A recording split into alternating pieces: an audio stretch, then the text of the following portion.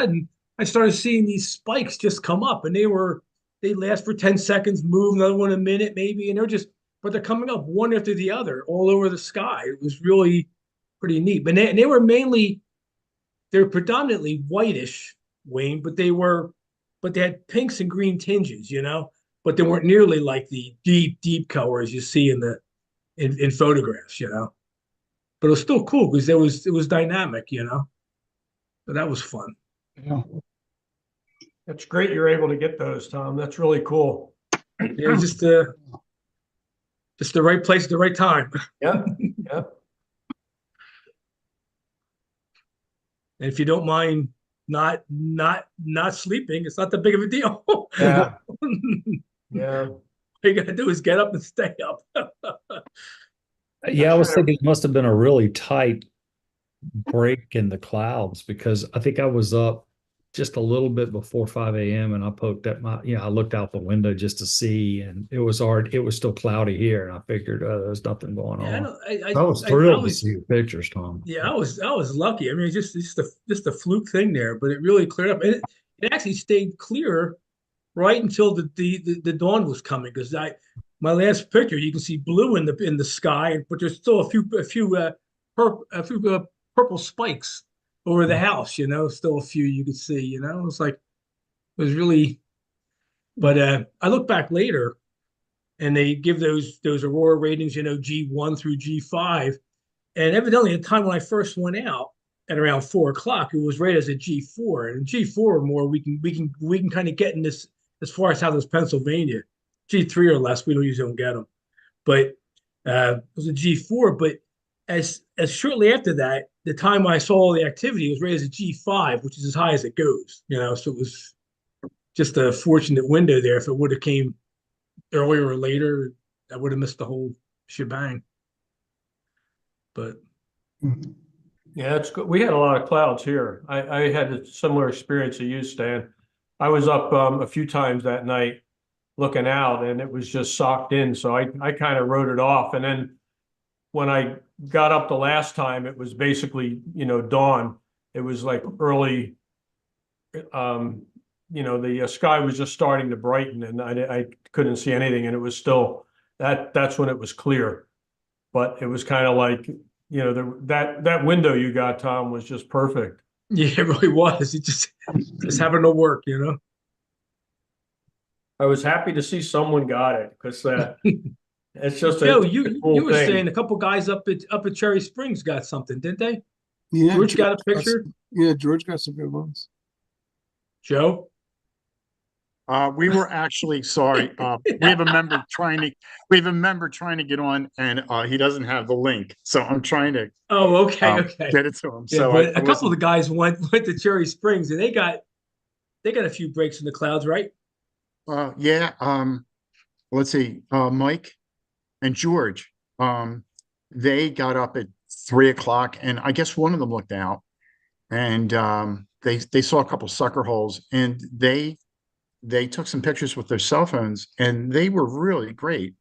And I said to them, did it look that good visually? And their experience seemed to match like yours, that, they said, yeah, we could see a little bit of color, but nothing like on the photo, nothing like on the images on the cell phone, but their images were really pretty great. And it was kind of a neat effect. I mean, you saw mostly clouds, but in between the clouds, you saw all these colors. They really looked great, the pictures. It was really pretty good. And I said, gee, thanks for not waking me up, But and the next night, I got up twice. I got up at 2 and I got up at 3:30, but we were totally socked in at that point. So well, anyway, what can you do, we're not quite at the peak yet, so maybe we'll have something next year that's just as powerful, or months. Yeah, and if it lasts for the next 6 months, I mean, we might get a clear day or two. I mean, geez, it's just maybe. Yeah, maybe. I'm not holding my breath. Always an optimist, Joe. Yeah. This is insane. There's always hope, The last time I saw anything like this was more than 35 years ago, and I was in the Poconos. No one saw anything down here because the light pollution does a lot to wash the stuff away.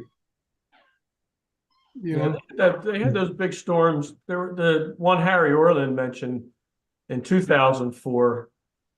We were at the shale pit. It was myself, Harry, I think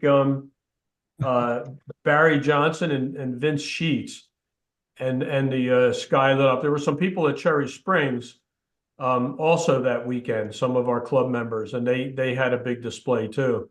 And then the year before, 2003, there were some good displays. But this is this thing, it was the most I've seen in terms since that stuff back, 20 years ago. Yeah, it was. I remember seeing that here. I saw it at my house, and it was interesting and all, but it was nothing like this display. This display was definitely more intense. That's cool. I was up at Cherry Springs for that big display that year, and that was absolutely incredible, and I took pictures on film, and I went and I got the pictures developed, and they showed up great, except at that time, Cherry Springs had poles on the field. They had electrical poles. They hadn't put them underground yet, and I couldn't really see the poles, but they showed up in every photo, and I was so bummed out. I still have them, every time I look at them, I get kind of sick, these giant black poles in the middle of it. But like to the naked eye, it didn't show. But I remember one guy in the field, he said, it was such a fabulous display, and he says, "Boy, I really wanted to see the Andromeda Galaxy," like you're just kiddingly, Yeah. You can see that pretty much anytime. It was like a once in a lifetime display. I never saw anything like that. That was really great. Never anything since. I saw a couple from Vermont, saw a really weak display from Iceland, but that one from Cherry Springs really took the cake. That was crazy. That was spectacular. I think that was a similar magnitude event. It was that was a big event. It was one of these super X flares, X level flares, and it was just crazy right at the planet. Yeah, and unexpected. That sunspot, just yesterday had its largest flare yet, the largest flare of this solar cycle. It was an X flare at 8.7, which is really high. That was quite a bit higher than when we got those coronal mass ejections. I mean, it was really a major flare. Is it pretty? But it's around the bend, sort of. Oh, okay. Yeah, it's about 90 degrees now from the But you can still see it flash over the side, even it's not face, but you still see the flash in the side view. Maybe when that sunspot rotates around, we'll get more activity. I'd be curious to see what state it is in. That was such an enormous spot. Did anybody see that through their scopes? I've got a picture. I got a couple pictures that I grabbed with my Sea Star, but when I saw Al's note, that you could see it naked eye with eclipse glasses, I had my pair. I happened to catch the note as we were coming in from being out somewhere, and the sun was shining here, and I thought, well, I'm going to go take a look. I can't believe, that would be something. And I could see it naked eye. I did the same thing, Stan. And then I did this. And I thought to myself, how big must that be? And so I had my little Sea Star right there in the garage, and I grabbed it and pointed it at the sun, and I managed to get, I think I got 3 images of it. I wanted to, but I forgot to take the videos so I could stack the images. Nice, clean. But honestly, the individual photographs I got is still pretty impressive. And I remember thinking, well, it's not pointed directly at the Earth. I said, but if it stays that intense and, in a day or so, that might really be something pretty special. And turned out it was, but had clouds. So when I saw Al's notes, I did the same thing you did, Stan. When I got my solar glasses, sure enough, real easy to see that one. That was a huge conglomerate. It was a really complex spot or group. I don't know, a spot. It's a grouping of tremendously convoluted I was Mike amazed made it, Joe. how much of a three-dimensional effect it had. With the PST, I was using the filter to tune and Oh, detune tune it, yeah. alpha, and you could see it just like growing in layers in terms of the height structure of it once you got more into the Yeah, 8K band. Yeah, even in white light, when it hit the limb, it's the only spot I can remember that looked a little bit 3D to me. Even in white light, it looked a little bit 3D, and I was like, "That's incredible," because just the glancing part, the umbra didn't look flat.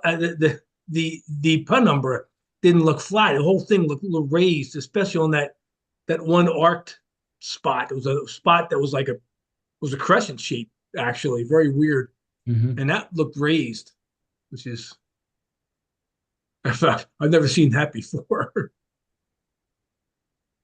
How long does solar maximum is it expected to last? Well, they say it is peaking earlier than they originally thought, but it's supposed to go through at least early to mid next year. Oh, so a good amount. So it still has it should have a good six to 12 months of pretty high activity. Yeah. So we'll see. So like Wayne said, though, we're really curious to see what this thing looks like when it comes around, because if it's anything like it is now, it's really neat to have those very disorganized messes, because that usually leads to some really, really neat hydrogen alpha stuff too in the chromosphere. It's a lot of fun. Well, the only downfall is if there's a coronal mass ejection while the sun's pointing toward us, large enough to cause any trouble. I mean, look how big this one was. This was relatively close. This wasn't that much behind the level that would start knocking things out. Yeah, there were reports that anything below 50 megahertz, like ham radio, got wiped out for a significant portion of time. Yeah, my cousin was a pilot, and they were routing the planes across the Atlantic further south because the HF didn't work. But the one that happened that Michelle Thaler was talking about in the 1800s. Yeah, the Carrington. The telegraph poles catching on fire. Yeah. Can you imagine? Like back then, it was no big deal, but now, like, we're so dependent on all that stuff. How far back will that set us? Like 10 years? All the way back. Yeah, I mean, the answer's all the way back. Really? I mean, our grid won't be able to handle it. God, it'll be a nightmare. We have to go back to film. I'm not so sure about that. Cameras. Having worked in the electric power industry for my career, we have a lot of protection equipment in place. And in fact, one of the places back in the early 2000s, there is a particular substation around DC area that is susceptible to it's due to the iron content of the soil is susceptible to getting neutral currents in the big power transformers. And so that kind of thing is monitored. And, you might have basically the protection equipment is there to protect the equipment. Now, it doesn't mean that you still wouldn't have suffer some damage in some way. But at the same time, I think I don't think it's quite as dire as sometimes that people make. Yeah, the biggest threat that I heard, Stan, and maybe you can fill me in on this, is that I heard that it wouldn't hit the substation as much as the transformers physically on the poles because of surges. Would those little breakers they have on the poles that fly off if a squirrel crosses it and stuff, would they fire off, you think?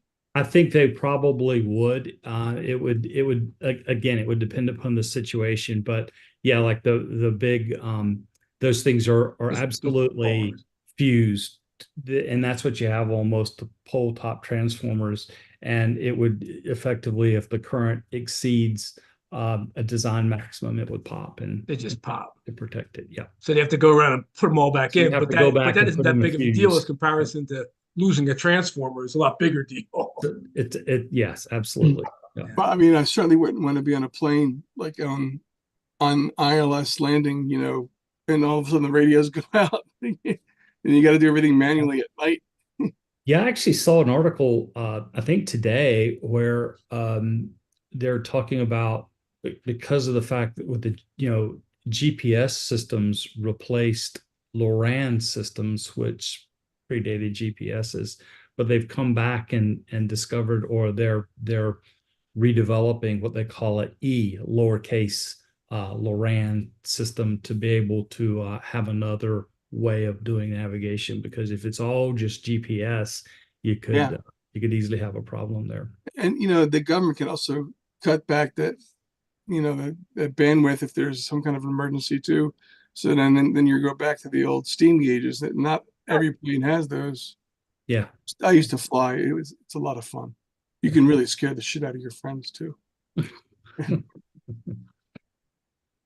So do you have those pictures, Stan, from your Sea Star? Yeah, absolutely. Yeah. There you go. I got you. Me.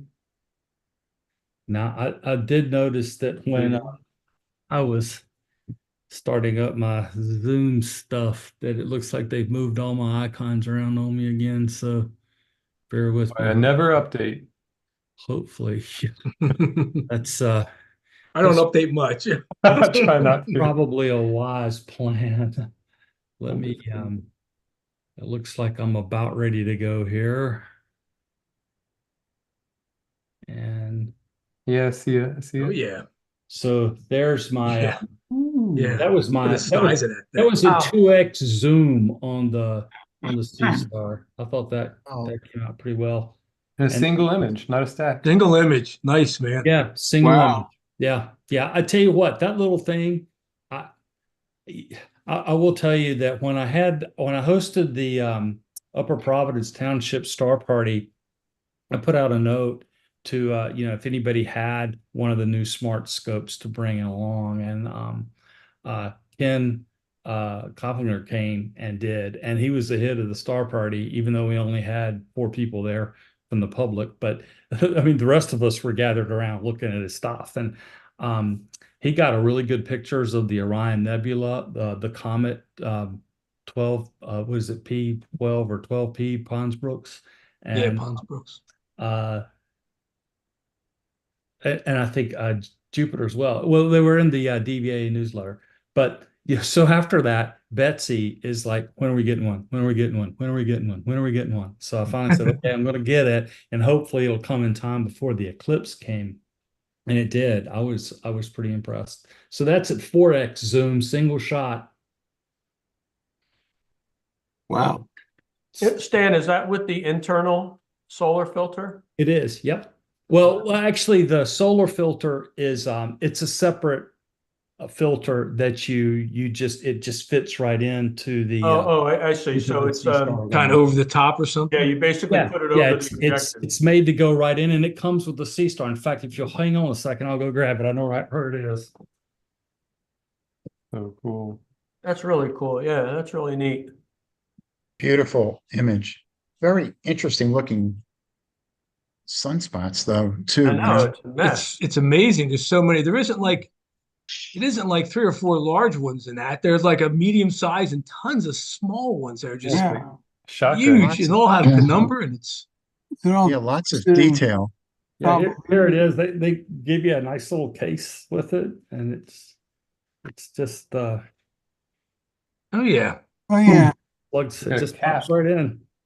That just Okay. slides in like a little slot on the side, something like that. Yeah, it goes. The lens has got a nice little indention place in it, and it just pops right in. And that comes with it, Stan, right? It comes You said? with it. Yep, sure does. That's amazing. That's a great. Stan, go back to the middle image. Sure. Yeah, that one. Yeah, just to see it in the context of the diameter. I know. Wow. Yeah, I really liked that one because Yeah, I like that I was one a able lot. to capture every sunspot that was visible in the image, because this was the full moon circle. Well, there was a few spots down in here that wasn't able to capture in this. It was quite a grouping. I think Yeah. I think that's like representation of like when fish first started to come on land with their front fins Yeah. pulling up. It looks like it's walking. Oh and yeah, look at dragging its that. That's I can see that. I totally get that. Yeah. It's an evolutionary kind of statement thing. I see the gill slits. Yeah. I think it's a petroglyph. It's a solar petroglyph. Phone home. Yes, phono, yeah. What a spectacular image. Wow. That is It's a really crazy. $500 camera, huh? Yeah. Yeah.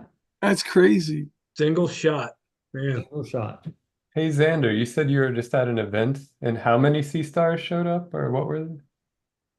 I think there's about 5 or 6, and they were all lined up next to each other, and they were all shooting the same thing. They were all shooting M51, and they were all taking the same. They had all like they were lined up in a, I don't know what it was, like a square. They had this, like, you know, the lunch tables or the water tables for like marathons. They had one of those, and they, put it all on there. Funny, there's a lot out there. I wonder if instead of buying my telescope, if I had bought 8 sea stars, and then I could stack all that data. Stock them all together. Yeah, the range That was what I exactly was going to right. ask. And it's actually better than my Times one the telescope. exposure. Yeah, it makes Did sense everybody as share well. their images and stack them as a I would be curious. You could start to do a synthetic aperture. If you get A enough very large array. created around, yeah, you can make a very large array of sea stars. Yeah. Put them far Hey, apart, your Mike? resolution goes up. Yeah. Absolutely. Oh my gosh. The Put some in Pittsburgh, you'll have 300 miles. You'd stake them all exactly right. You got Yeah, I notice guess that's the tricky part, right? That's the tricky part. I noticed that Cyril actually put out a macro or a script just for the sea star imaging. Yeah. And Yeah. Oh, I I didn't ran see it for that. kicks and giggles on the Whirlpool Galaxy, and it wasn't a great night for me to capture the Whirlpool Galaxy, but I've certainly seen a lot worse, and I was kind of impressed with there's pretty good definition in the bands of the galaxy, the arms of the galaxy. Does that script kind of run through the whole process then, or is it? It What is takes you through the well, they have the script and there's a video tutorial that goes with it.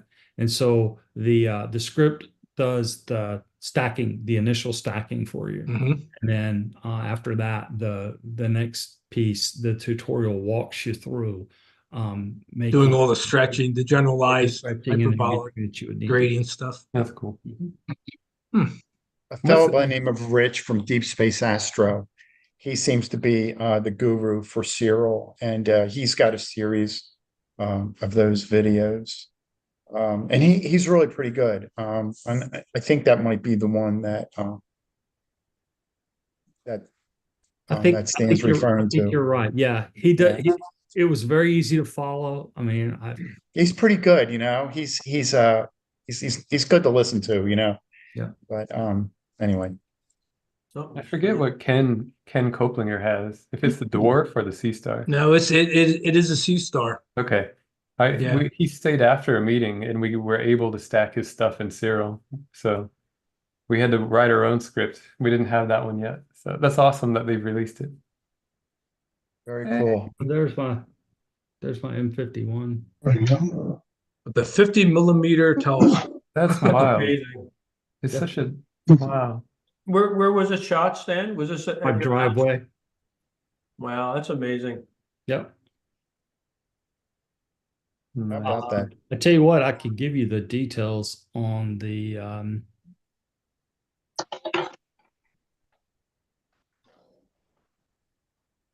I don't remember.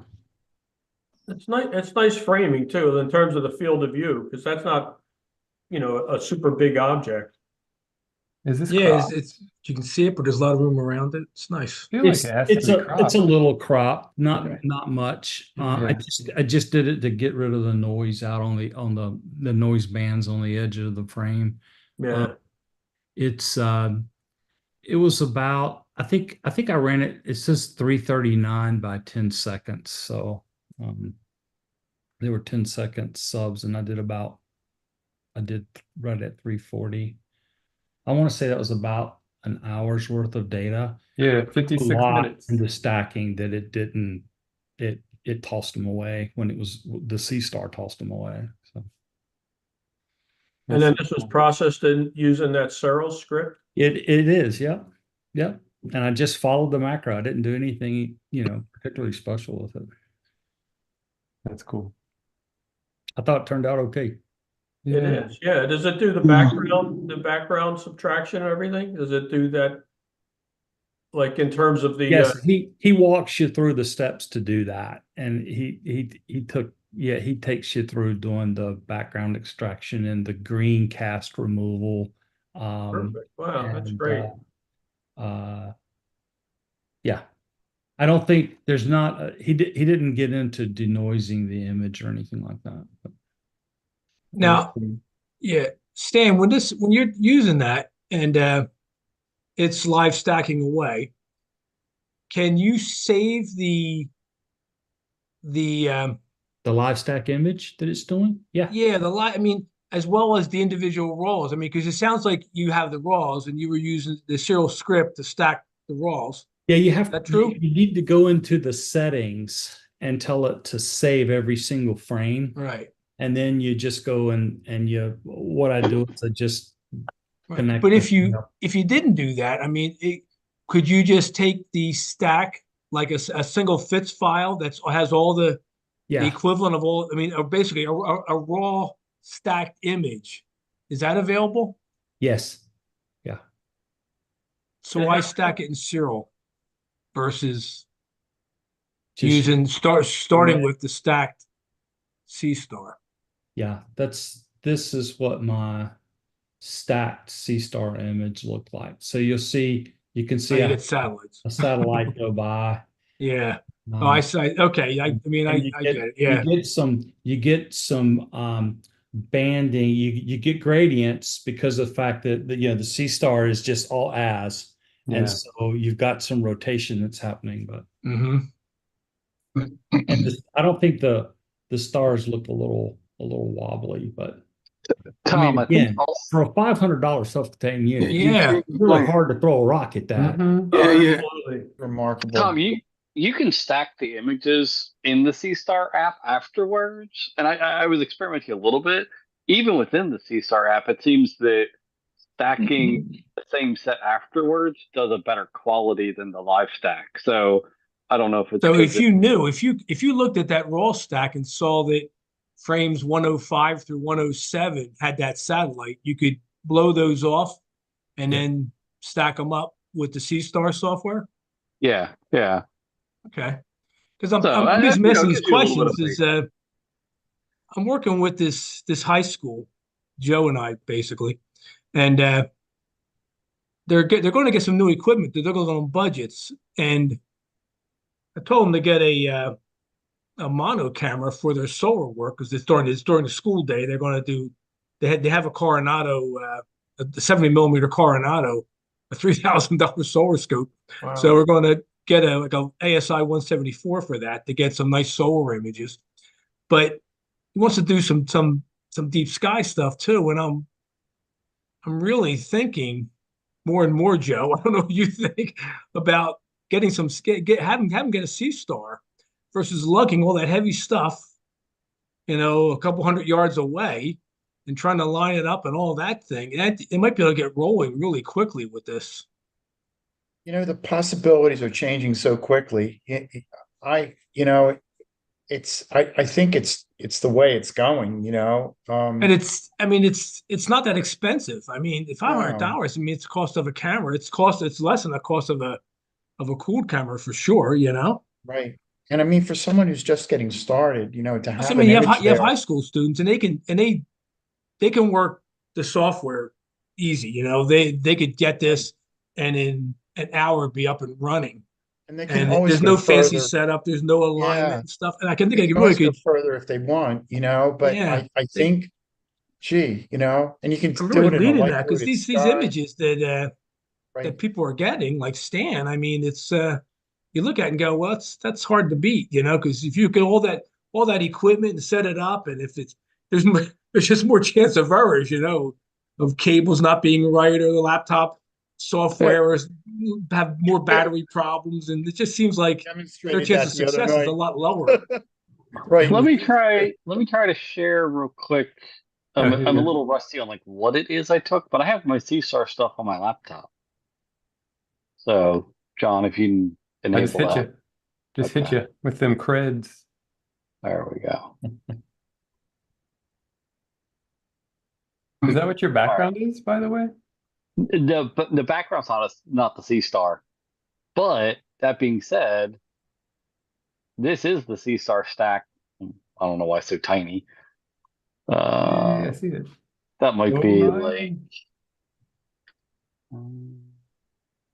like I said, I'm actually not sure 100%. That's with the C star stacked. I can imagine if those high school students got an image Yeah. like this, their minds would be blown. Exactly. Yeah. Like I didn't do any processing outside of the C star app with this one. Wow, So yeah, this is from my yard in Hatfield. that's really Yeah.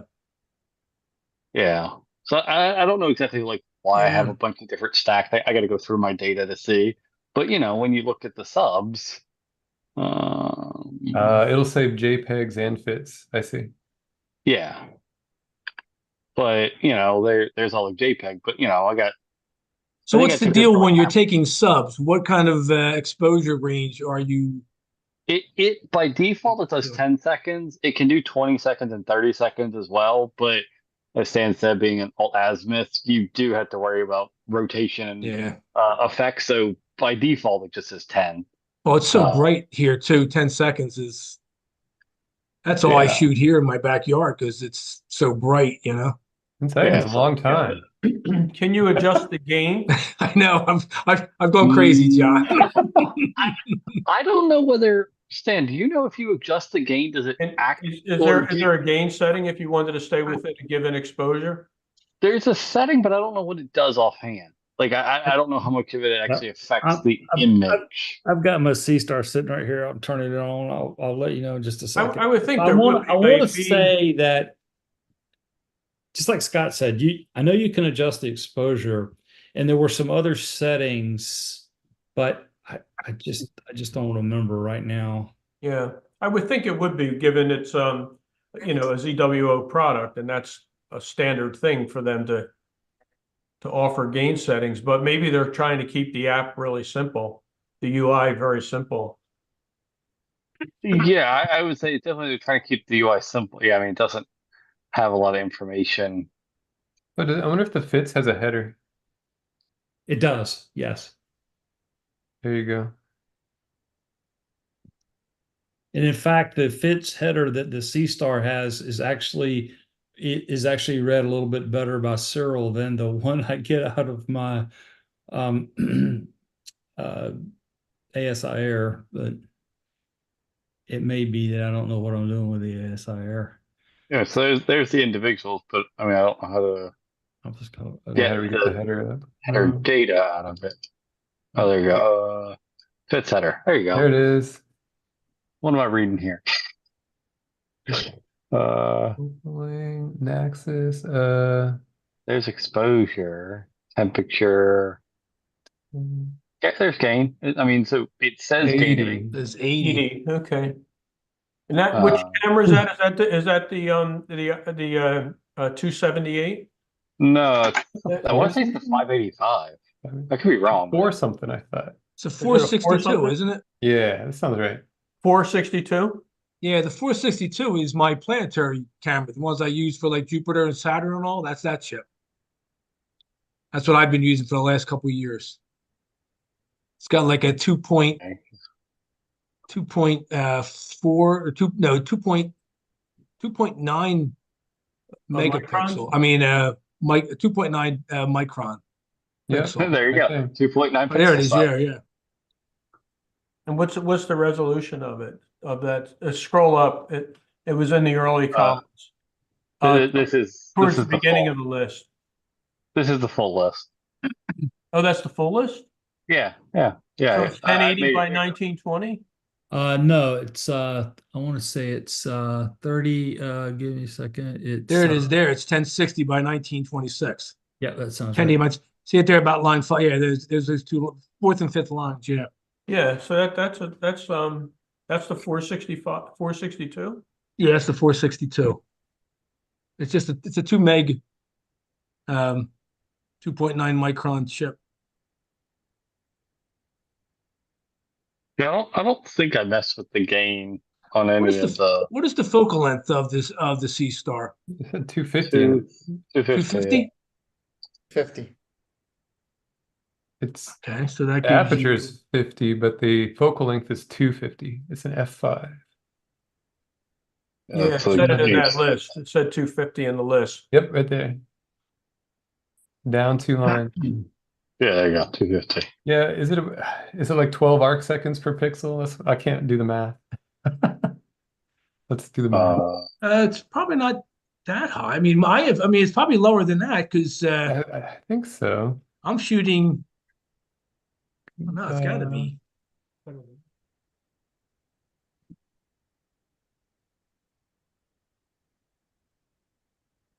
Here we It go. doesn't say in here, John, so I don't know. It's 250 millimeters. Siphon this It's out a here. 2.9 micron pixels. Yeah, I was going to say I was 2.9, 250. 2.3 arcsec per pixel. That seems about right. Yeah, it's not bad. Yeah, 2.39. Yeah, because it's Yep. with my at 800 millimeters, it's 3/4 of an arc second per pixel. Yeah, So that's pretty it's fine. yeah. So that's the same resolution and pixel size as their mono, that 290 camera. Now they came out with a. 1936. Yeah. I think True. they have a. Is it a 662 they came out with? But it's basically the same specs except one or two really minor things. What are those bands you're seeing there? Yeah, it looks like a tree.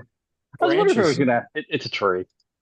I A was wondering what tree? that was at first too, but that's a tree. I think it looks like it's branches on Looks there, like not a focus, but branches. you like the Yeah. little side branches too coming Yeah. off. Yeah, that's still the tree in my front yard. Oh, it stacked them out though. That's cool. Don't you hate when that happens though? But And now I got leaves on the tree, so it'll just be a black spot instead of the branches. Well, if he was like me, he was kind of relieved when he figured out it was the tree branches. Yeah, really. Yeah. I had the same So thing happen when I was trying to image the comet. I was like, what is going on? yeah, I find That has about a 1 degree by 1.5 degree type of field of view, ballpark. Seems like it. Seems like it would be. I don't think it says that in here. So for that focal length, 250 millimeters, that pixel size, that number of pixels, it's 1.3 degrees by 0.73. Okay. That kind of makes sense because the Yeah. Stan took the sun. It's like the sun's what, half an arc? Yeah, half a degree. 30 minutes. Half a degree, yeah. And so it framed it easily. So, Right, yeah, there's a little bit of breathing room on the left and right. yeah. It's really cool. It's just a great concept to be able to have that all in one, like literally grab and go. Oh, especially from like a high school perspective and all that. It's amazing like how quickly it gets in there, as you try to process the images. But like, this is IC 434. Well, then I stacked it and there's one of the stacks. Lame. But Now you got the horse head and the whole There bit. it is. Yeah, the thumbnail. Yeah. yeah, there you go. There it Look is. at that. So, it comes out pretty good with it. And there's There's Lou's favorite star, right? Yeah. Your turn. Back. Guy's real pain in the neck. I hate that star. Spend the whole meeting on that star. Curse that star. That star is a splinter in my ass. That's why I made sure to point it out. But Yeah, uh, it's a challenge. yeah, I mean, obviously this doesn't have quite as much depth, but it still comes out, pretty good and everything. So Yeah, the most complicated thing you have to do in the field is level it. I highly recommend a little Apertura leveler I haven't bought that yet. edition. It really helps a lot. Did And- you get it? Yeah, I did. Yeah. In fact, I got the whole thing sitting right here. So there's you can see the little leveler is Okay. right underneath it right here. Yeah. And about the most complicated thing you have to do is sometimes it's interesting that I've started shooting some things with it, and it right out of the gate it seems to go well. But then if I shift to something else, it'll come back and say, "Well, I need you to rotate just rotate it around." So you just pick it up and give it a twist 3 or 4 times, and then it apparently it sorts itself out, and you don't have to do that again in the evening. Has been my experience. So. Oh, that's nice. Very nice. C50. That's Rosette. NGC 2244 in the middle there. It's the rosette. Yeah. It's for the very Yeah. middle of it. Right. Yeah, unfortunately you can't. It's a little too big of an object to get with That's this one. amazing you got anything. It's very dim. I've tried. Yeah, I mean it it's is very dim. The horse I head don't know too is how- very dim, and you got that. Yeah, the horse head's super dim. There you go. actually the Oh, horse you head can kinda- actually see the crack in it. That's cool. What's your exposure there? Your total Right. exposure there? You think? that's what I was Yeah. trying to figure out. 455 frames at 10 seconds. A little Not over that an many. hour. Yeah.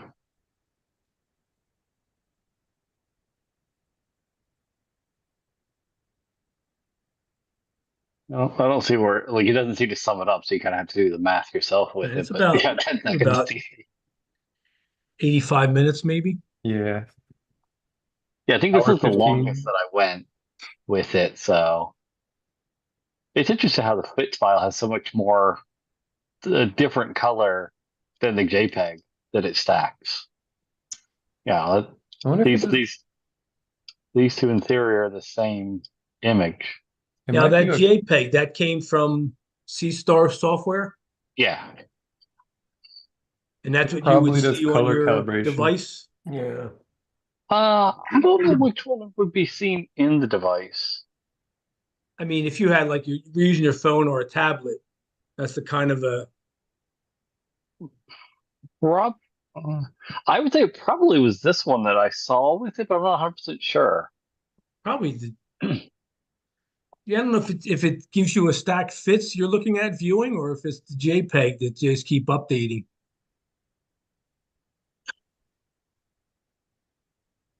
Yeah, I mean, looking at it, the Curious, data's though. the exact same, so they're both the same set of data. I think this one, I think I stacked afterwards. I'm pretty sure that's what it is. It gives you the JPEG, and then I went back and I told it to stack everything. And so this is the stack afterwards. But you can see down here, you can see where it's starting to do the rotation in the bottom corner, it's starting to lose the data because it rotates. Yeah. So you can see it down there too. So, you got to be careful with how big it is to get the field of view proper. Right. But, it's And how still, long you get, but And it has there's still a lot friendly- for a high school, team to do. Yeah. So I'd recommend this one. Yeah. So it's easy to set yeah, up. I'm thinking that might be the way to go, because I don't know if it's something that they can get success with quickly Yeah. versus And one frustrated. One thing I did is it has an internal battery, but you can actually plug a USB-C into it and power it while it's running as well. So, I mean, if they're planning on running longer than 5-6 hours on it, they can No, they actually won't run that long. No, they will. It'd probably only run for like 2 hours, maybe. I'm imagining getting one and setting up Nina to automatically go through targets all night. Like, There you go. You know, the app for it actually does a really good job of kind of pointing you in what tonight's bests are. It it does a good job. Like tonight, M44, 81, 100, 104, IC 443, M51, 82, 101, 106. It's yeah, you just kind of Wow. Yeah. click and Unfortunately, go. I haven't figured out how to tell it that I have a tree there. Yeah, yeah, it doesn't it maybe that'll be in the next software revision. I don't know how to do it, but supposedly in the ASI Air, there is a way for you to like limit the like which parts it gives you. So, it wouldn't surprise me if they brought that over to the C Star as well. Yeah. I haven't found that in the ASI error, but I forget where it's at, but I saw something where you could essentially it's just the circle and Uh-huh. it does it in 8 parts and you supposedly can like click it or something and Yeah. it'll like hide things in that area. Yeah. Yeah, the only stack I did with using the C-Star software was on a lunar image. It was like the night before we had the last full moon, and it was clear. And again, I was frankly shocked again at the detail with it. Was that using like a video stacking mode Yeah, or? yeah. You use a video stack, and the Okay. software lets you. Yeah. There you go. Yep. So that's Wow. Wow, that's impressive. it doesn't give the data when it does it this way though. So I don't know the duration or anything on that. Yeah, you do kind of lose a little bit of the technical details for the image. is that stacked in their software? Yeah. Yeah. Yeah. Oh wow, okay. So you can stack Hang it. in on that a little bit before you close it. Now, is that an SER file that it does Um or an AVI? it does an AVI. Do Okay, you so have it's that an 8. They posted? do it as 8-bit. Do you have that I posted on the want to say website? is it an 8-bit raw file? Sorry, hold on. What are you saying, Lou? Do you have that posted on the website? I mean, that's Nah, well, I mean I can, but no, I haven't. Oh. It's funny. This is Can more you play detailed that than what I've gone AVI into. file, Scott? It lets me. Yeah, there you go. I don't know what's with the weird pattern right This there. is the Bayer Yeah, pattern The behind Bayer it. that's mask. the reader. Yeah. Yeah. There's data stored in there. That's I think what that is. Yeah, but That- so that's- obviously that's not the same image as that. I mean, so That means I- it's undebayered? Yeah, Yeah, I it's think not I think that's on the Bayer. Yeah. it's undebared. That's which is all it good. is. It's Yeah. a raw, yeah. I yeah. guess it's raw.avi. I didn't know you could store an AVI with a raw. that is really Yeah, I was impressive. surprised. I haven't seen an AVI with the mask on it. Great. Hey, it's what it's stored it as. That's awesome. I think it's the way the reader is translating the data. Can you open the text file right below it? Yeah. How do you guys think the range is on those? Like, 46. I had mine inside the house and it Raw 8. went out, but probably like I don't know how far it would go before it disconnects from the little Wi-Fi hotspot type of scenario thing. All right, that was a hard question because Wi-Fi is so finicky anyway with it. I mean, I had it 20 feet in front of my yard, so kind Is of this on Wi-Fi, this C-Star, or is it Bluetooth? Wi-Fi. It's Wi-Fi. Well, I think it uses Bluetooth to establish the Wi-Fi. So there's a Bluetooth component, but I mean, it's predominantly Wi-Fi. So you have a little bit of distance. You can be inside your house or 50 feet away or 100 feet away. You can set it up to be station mode, so that way it connects to your home Wi-Fi, or you can have it set up to your laptop or, well, iPad versus phone if you're like, out of Cary Springs. But I have it set to station mode, so it just connects to my house Wi-Fi, and then anywhere in my house I can, in theory, connect to it.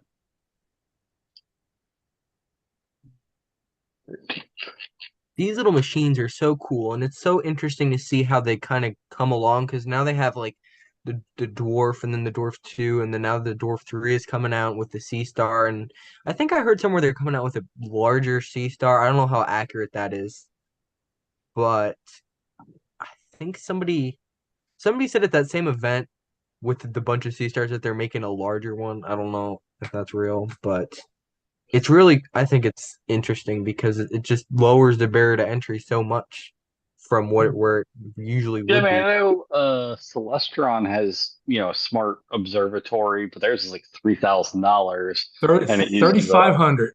Yeah. the But it's RASA. a 6-inch and it's f2. So it's impressive. Yeah, Or it's f2 RASA something. optics. Yeah. You buy 5 sea stars, it's still faster. And you save money. You That's save basically $1,000. 5 F5 is F1, man. I'm not sure it works that way, John. Sorry. Don't quote me on that.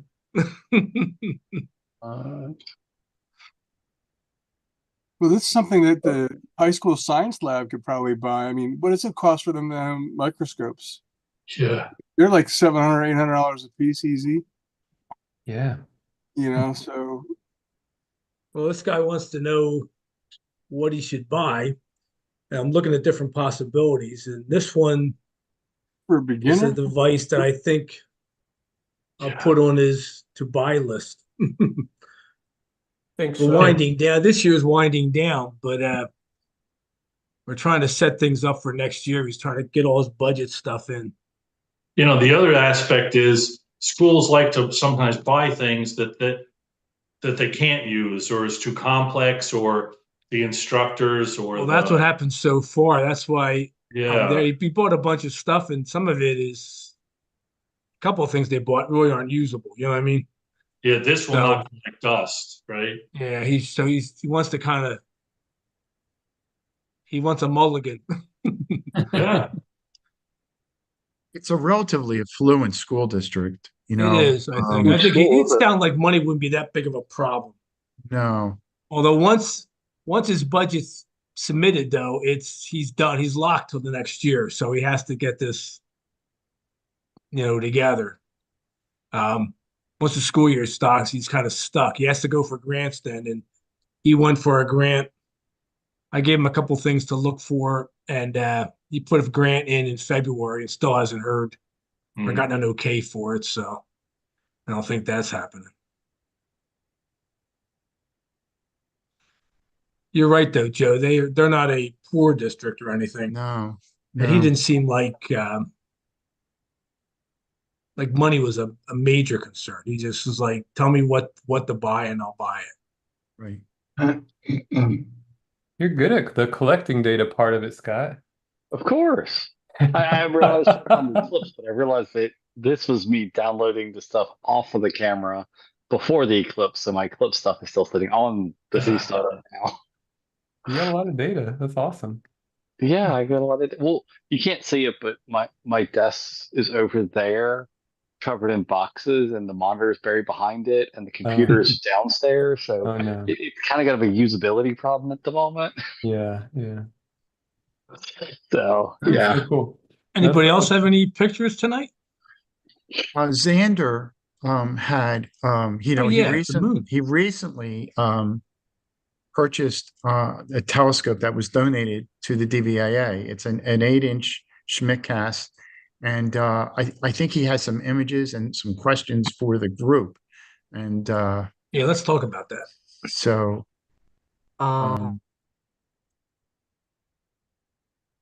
You want mute there for a second. Co-host.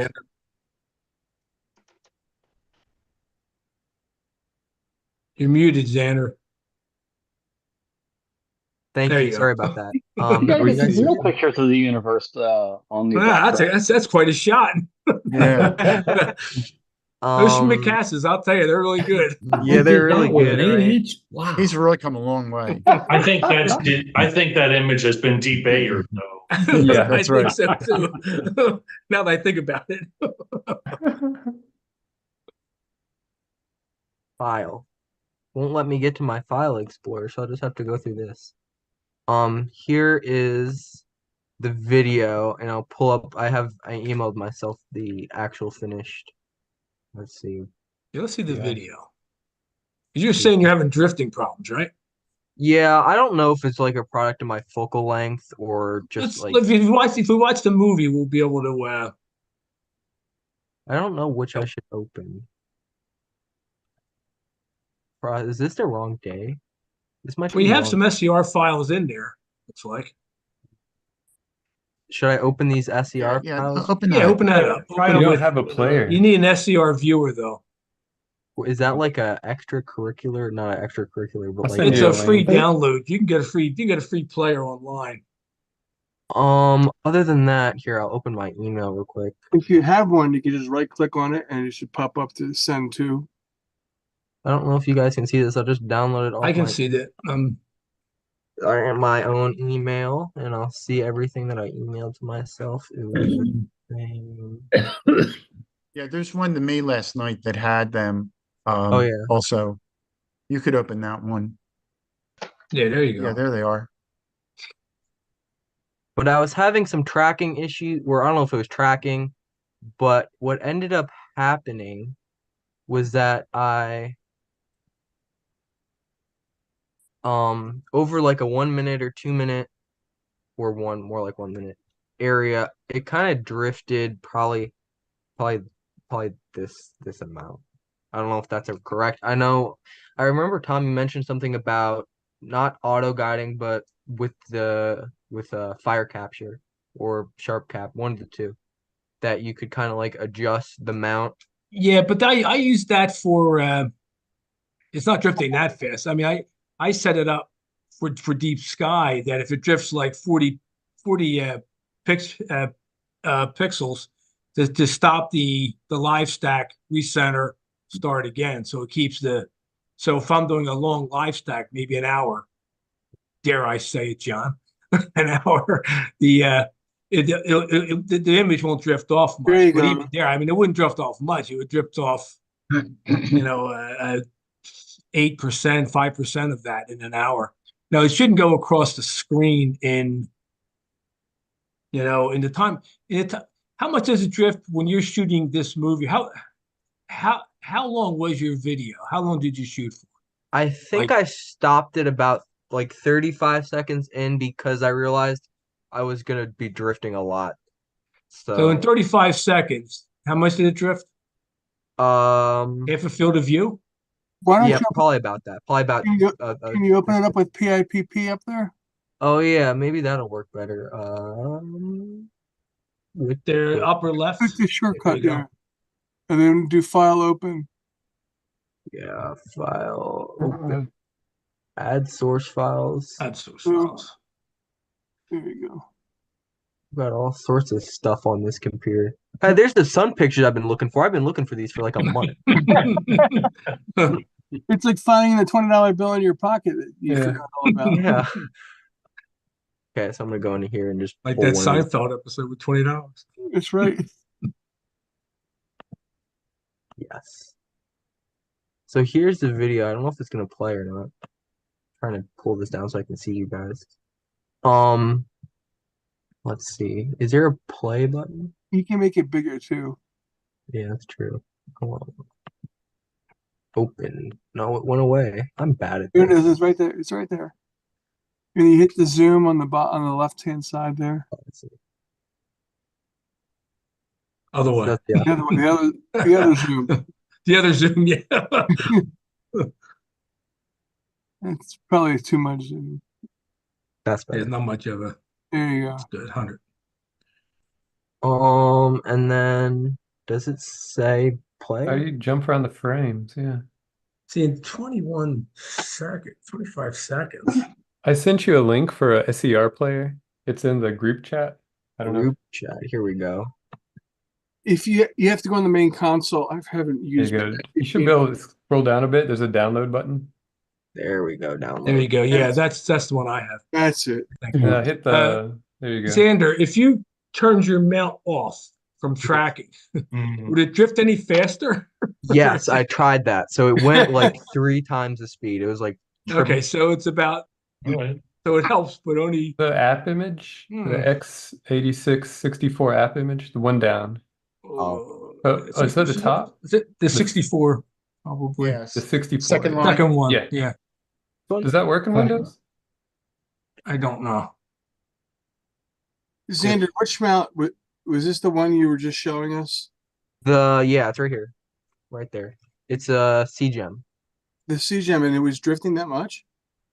Yeah, it's probably an error on my behalf. My guess is.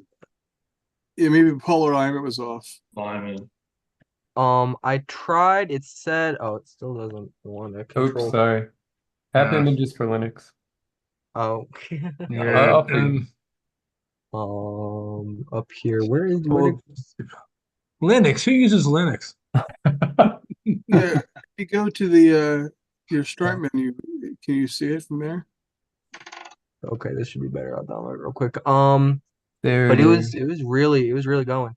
And I went on to like M3. Oh, Yeah, Linux. Linux without installation. I got it. It's coming. Got I'm bringing it for you. I got it. Oh, I got different the link. Windows. Different Windows, not that one. But it was really drifting. I took about a 5-second exposure and it drifted about like a certain amount. I can't even quantify it. Yeah, but yeah, Probably 5 your seconds you shouldn't notice anything. You There's could a link. Yeah, it's a field of view. with There the you go. There's another one to try. I got you the Windows link. Sorry about that. You don't use Linux? It's unmuted.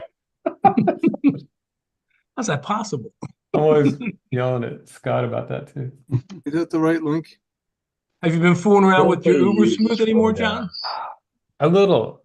Hold I'm- on, Xander. I don't think that's not the right download. No, That's no, not they the give right you all these clickbait. I hate this shit. Yeah. It drives me Hold down. nuts. Close that out. X that out. Who's that Go there? back. That's an ad. Yeah, get the X in the upper right there. Oh no, you guys are blocking it. There you go. Oh, we're blocking. Move Oh it. no, it's stuck to my mouse. Oh, there we go. What? There, download 64-bit. Yeah, there it is. Down up, see it down at the big green button. There you go. Big green button. Big green Open button. That's it. Sesame. There we go. Found that bad boy. Open That looks Sesame. better. Open So Sesame. should I open it or should I close it? Open, yeah. Okay. Just to see, Right, you right. can always pull your window in. Let's just make sure that if you installed it and everything. This might just How be the many setup. It's just engineers it's a There setup. you can go. help someone Yeah, install next. software? Yeah. There you Just go. say next. And You're yes, brave. yes, I You got agree. like 8 I agree. backseat Don't bother drivers. reading that stuff. Yeah, yeah. This will blow up your computer if you click next. Yeah. Okay. Now, fire I starts think on if that you go back. back to your SCR file, you should be able to, Yeah. if you right click, it'll say open with, and SCR player will be one of your options. 05/30. The seeing was really bad though. I There don't you think go. I That really- looks There you good. go. Okay. Look, there it is. There it Do a is. right click and then it's open with SIR player. It looks like it's going to automatically assign it. There it goes. There you go. There it is. There it is. You had it. Later. Blow it up there. Maximize that window, the SCR window. So I don't know if this is at proper speed or not, but it's moving Mhm. for sure. I don't know if I'm like hallucinating or something, but I definitely noticed it moving. Now look, you can. This is not moving that much, but you It's can. atmospheric. Yeah, you can put It's this drifting on. some. It's drifting some there, but it's not. That's 25 seconds, and you're at pretty high magnification there. Is that prime focus with your 2000. SCT? 2000. Yeah, it should be. I fiddled it around. I So fiddled it's around about with it for a 80 while. inches, 80-inch focal length. Yeah, something like 10, that. 80 200, inch f10. 2000. If you were to stack this with auto stacker, it'll really clean it up. Yeah, the final image, I think I have it over here. Back to email time.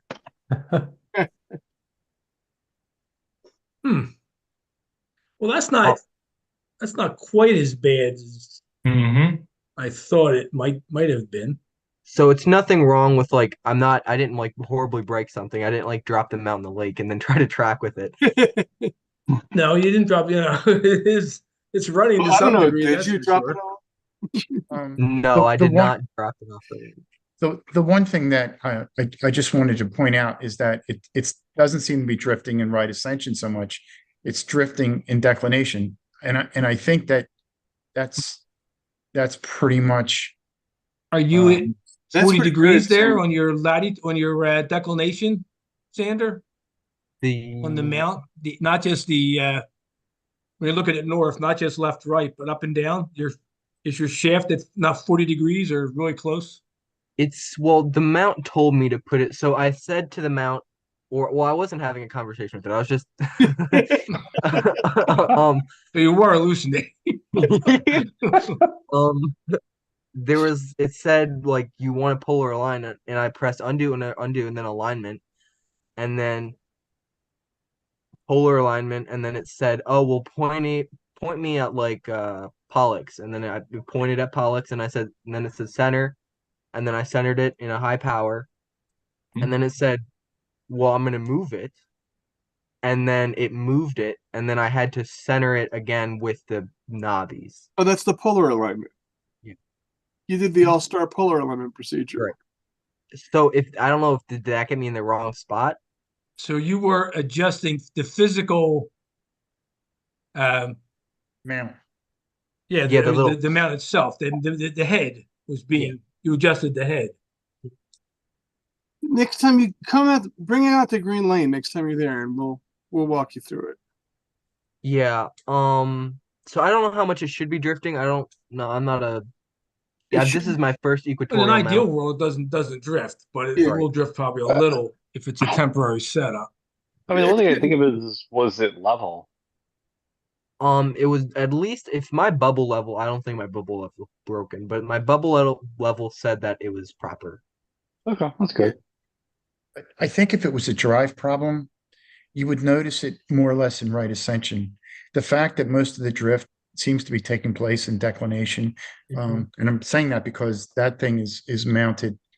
Your image is north south, so I think that it's probably a polar alignment issue, which is much better than having a drive issue. Yeah. Yes. So I think you're probably okay, and there are methods around that. There's electronic methods to do it, and you could also do a drift alignment if you have a reticle eyepiece. And I have one that you can probably have. I don't really use them that much anymore, but you can do a drift alignment, and you'll get really close. But I mean, my mount isn't any better than that, and I mean, in a 30-second or 40-second planetary, when I have my screen reduced to 800 by 600 pixels, the planet doesn't drift out of there, and that's a lot tighter tolerance than what you have. So I think you're probably okay. My guess is it's a polar misalignment, and it's fixable. So that's a great thing. Yeah, that's a good That's thing, a great right? thing. Yeah. And you I have, would tend to agree with Joe on this one. Yeah. A It's pole amazing. master too helps. If you do come up to Green Lane, I can let you borrow mine.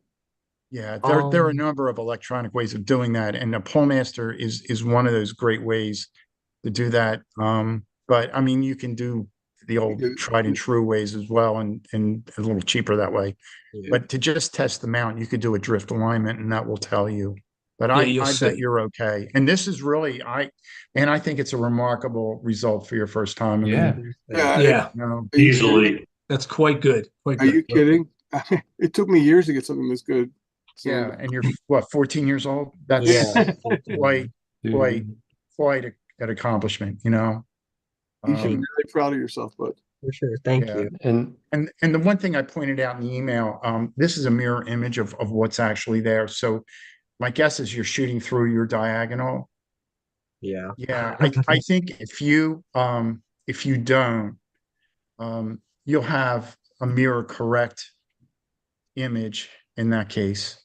I mean, you can use software to flip this around, but once you have a mirror correct one, you can directly compare it to an atlas, and you'll know what all those craters are, because I think even if like I kind of study the moon a lot, when it's a mirror image, like it is so confusing to me. Yeah, it I'm really like, gets tough. It really gets tough. yeah, it really is hard. So I would recommend not shooting through your Diagonal. not Diagonal. through There's a yeah, zillion shoot a reasons diagonal. not to use a diagonal. That's Yeah. great. That's great. And on the topic of mount, like area, like I was trying to figure out, like I got one of these, like you know the like the things with the wheels on it, the Right. bins, like the almost like Tupperware, and the mount like didn't quite fit inside, and I wasn't like dropping it in there. I was like holding it, but is there like a place like? Do you recommend putting it on the side when you're traveling, or can it be on any orientation? Would that hurt the anything? Will putting it in a certain direction hurt the motors in any way or any form or anyhow or anywhere? What do you mean?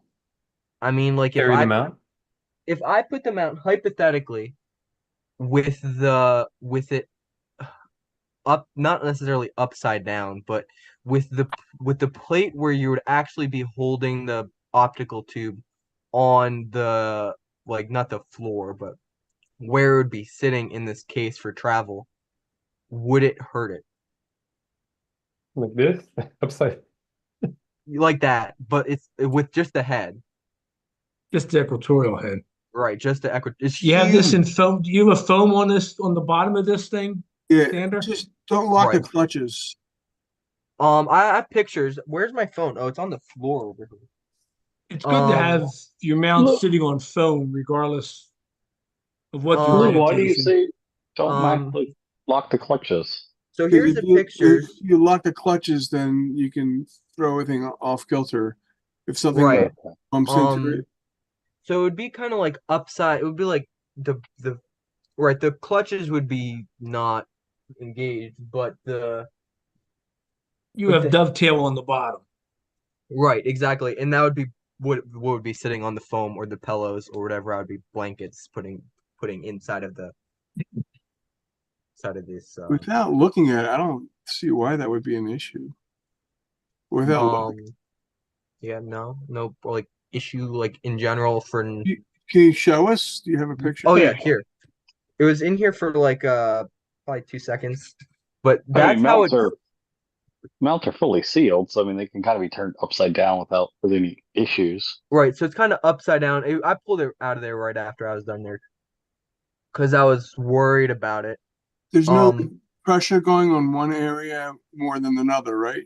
That very bottom piece, there's nothing touching that, so it's kind of just sitting on the very front end. I don't know, maybe I'll tilt this camera a little bit here.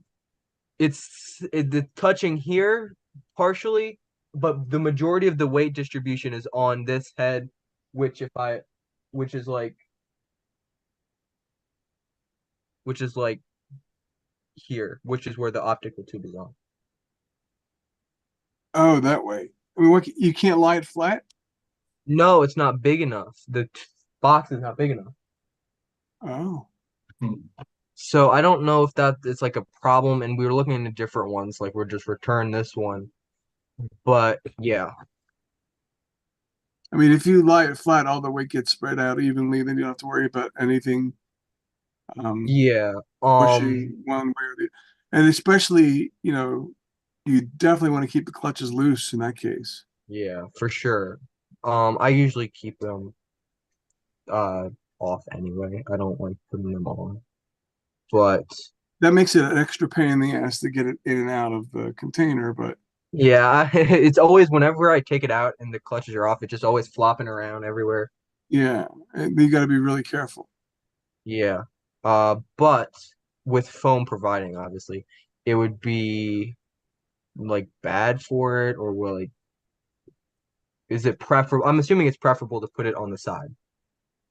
That's how most of them are packaged. Yeah. I mean, are you considering getting a case for that?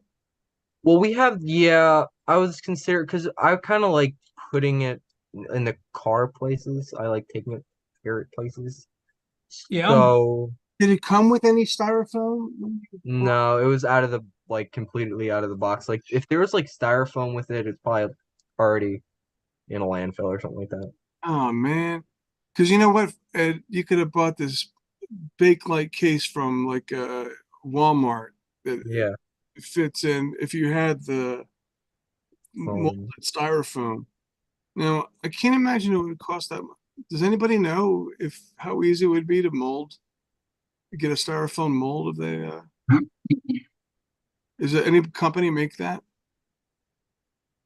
I mean, unless you buy a Pelican case, which Yeah, I costs don't know. $400.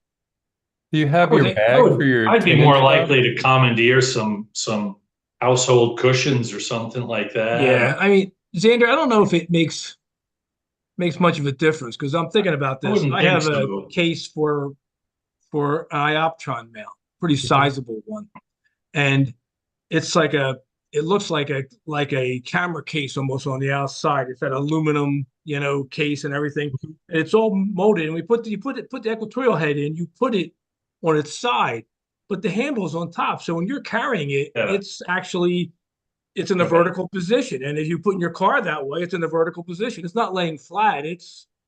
But everything is kind of held in foam, so it's not rattling around or right. We would anything. make sure for 100% sure that we had, like, I put my pillows on my bed that's like under. I'm not putting the pillows that I sleep with in next to my telescope. I'm putting the ones that I don't sleep with next to the telescope.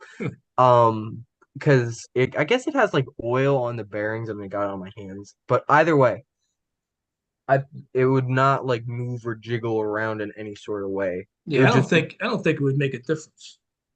right. So even if the some of the weight was on this piece of the head or On the just dovetail, yeah. right. Okay. I And would take I would unscrew the polar shaft, of course, yeah, yeah. You don't want anything like a big lever arm out there. Yeah, But I feel like you could whack somebody with that. It's super heavy. yeah. Okay. Um, Well, nice shots though, man. yeah, Yeah, thank you. great. And yeah, that's it. Thank you so much. I Nice. appreciate you guys' It's help. impressive. It's hard working at that long focal length. You're doing great. Thank you guys so much. I appreciate it. Yeah, Um, that focal length, Sandra, that'll be good for when the planets come around in the fall, late summer and fall.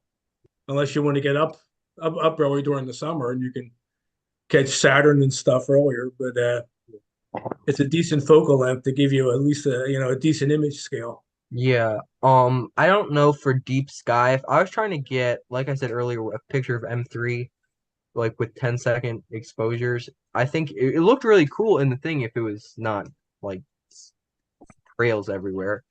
I Yeah, don't you know can't. what. Yeah, when you're doing this live, if you're doing you're making a video for like you're gonna use Registax and Auto Stacker. They kind of align everything. A little drifting isn't bad, but if you're trying to live stack stars, Mhm. you can't really have any drifting in Any the difference. time of your exposure. And your exposures, instead of being in the fractions of a second, are in the multiple seconds now with stars. So if you have drifting, you're going to get a series of lines, like you were saying. But uh, I believe Joe is correct. I mean, that's definitely looks like a, a most likely candidate is the polar alignment, and you get that set up, then you should be. But even that said, at that range, 80 inches, and that F value, which is kind of a killer F10, that's really slow for deep sky. Um, Down the road, maybe a focal reducer. I think they're like 6.3 Yeah. focal reducers for those SCTs, and that gets you roughly at least 4 times faster. Yeah, it's about 4 times faster, 3 to 4 times anyway. So your exposures would be your total exposure would only be a third or a quarter what it would be. Plus, now you're down to a 63-inch focal length, a little more forgiving. So if you're a little bit further off where you might not get a round star, a little bit of trailing at 80, at 63, maybe you can get away with it, Yeah. And just go Um, shorter exposures. I mean, John is like a classic example there. He had a Dobson, he had zero tracking, and he had a 48-inch focal length, and he was taking pictures of galaxies. So, I wow. mean, if your exposure is short enough, it won't trail. My So you get drift in was that. 15 arc seconds per second. That's the rate we're spinning. Oh, Um, you can. keep them to like a quarter of a second, stack away, and you're good. And is like objectively, is monochrome better than color, or is it Well, You're gonna that's a start a tricky fight. question. It's Fight's more gonna break out. it's a huge pain in the ass. It definitely yields you a higher quality. Yeah, that could be the next 5 meetings. Yeah, really. Like I said, mono is faster. It's more sensitive. If you bought an all-in-one camera, you know, like an all-in-one color, you'd be a little faster with the mono. From an aesthetic standpoint, they both have merit. Yeah. Thank you guys so much. I appreciate Yeah. the help. You know, it makes Thanks, my thanks day. for sharing the pictures. Dude, Yeah. Great. We've come Very so nice. far. It's amazing.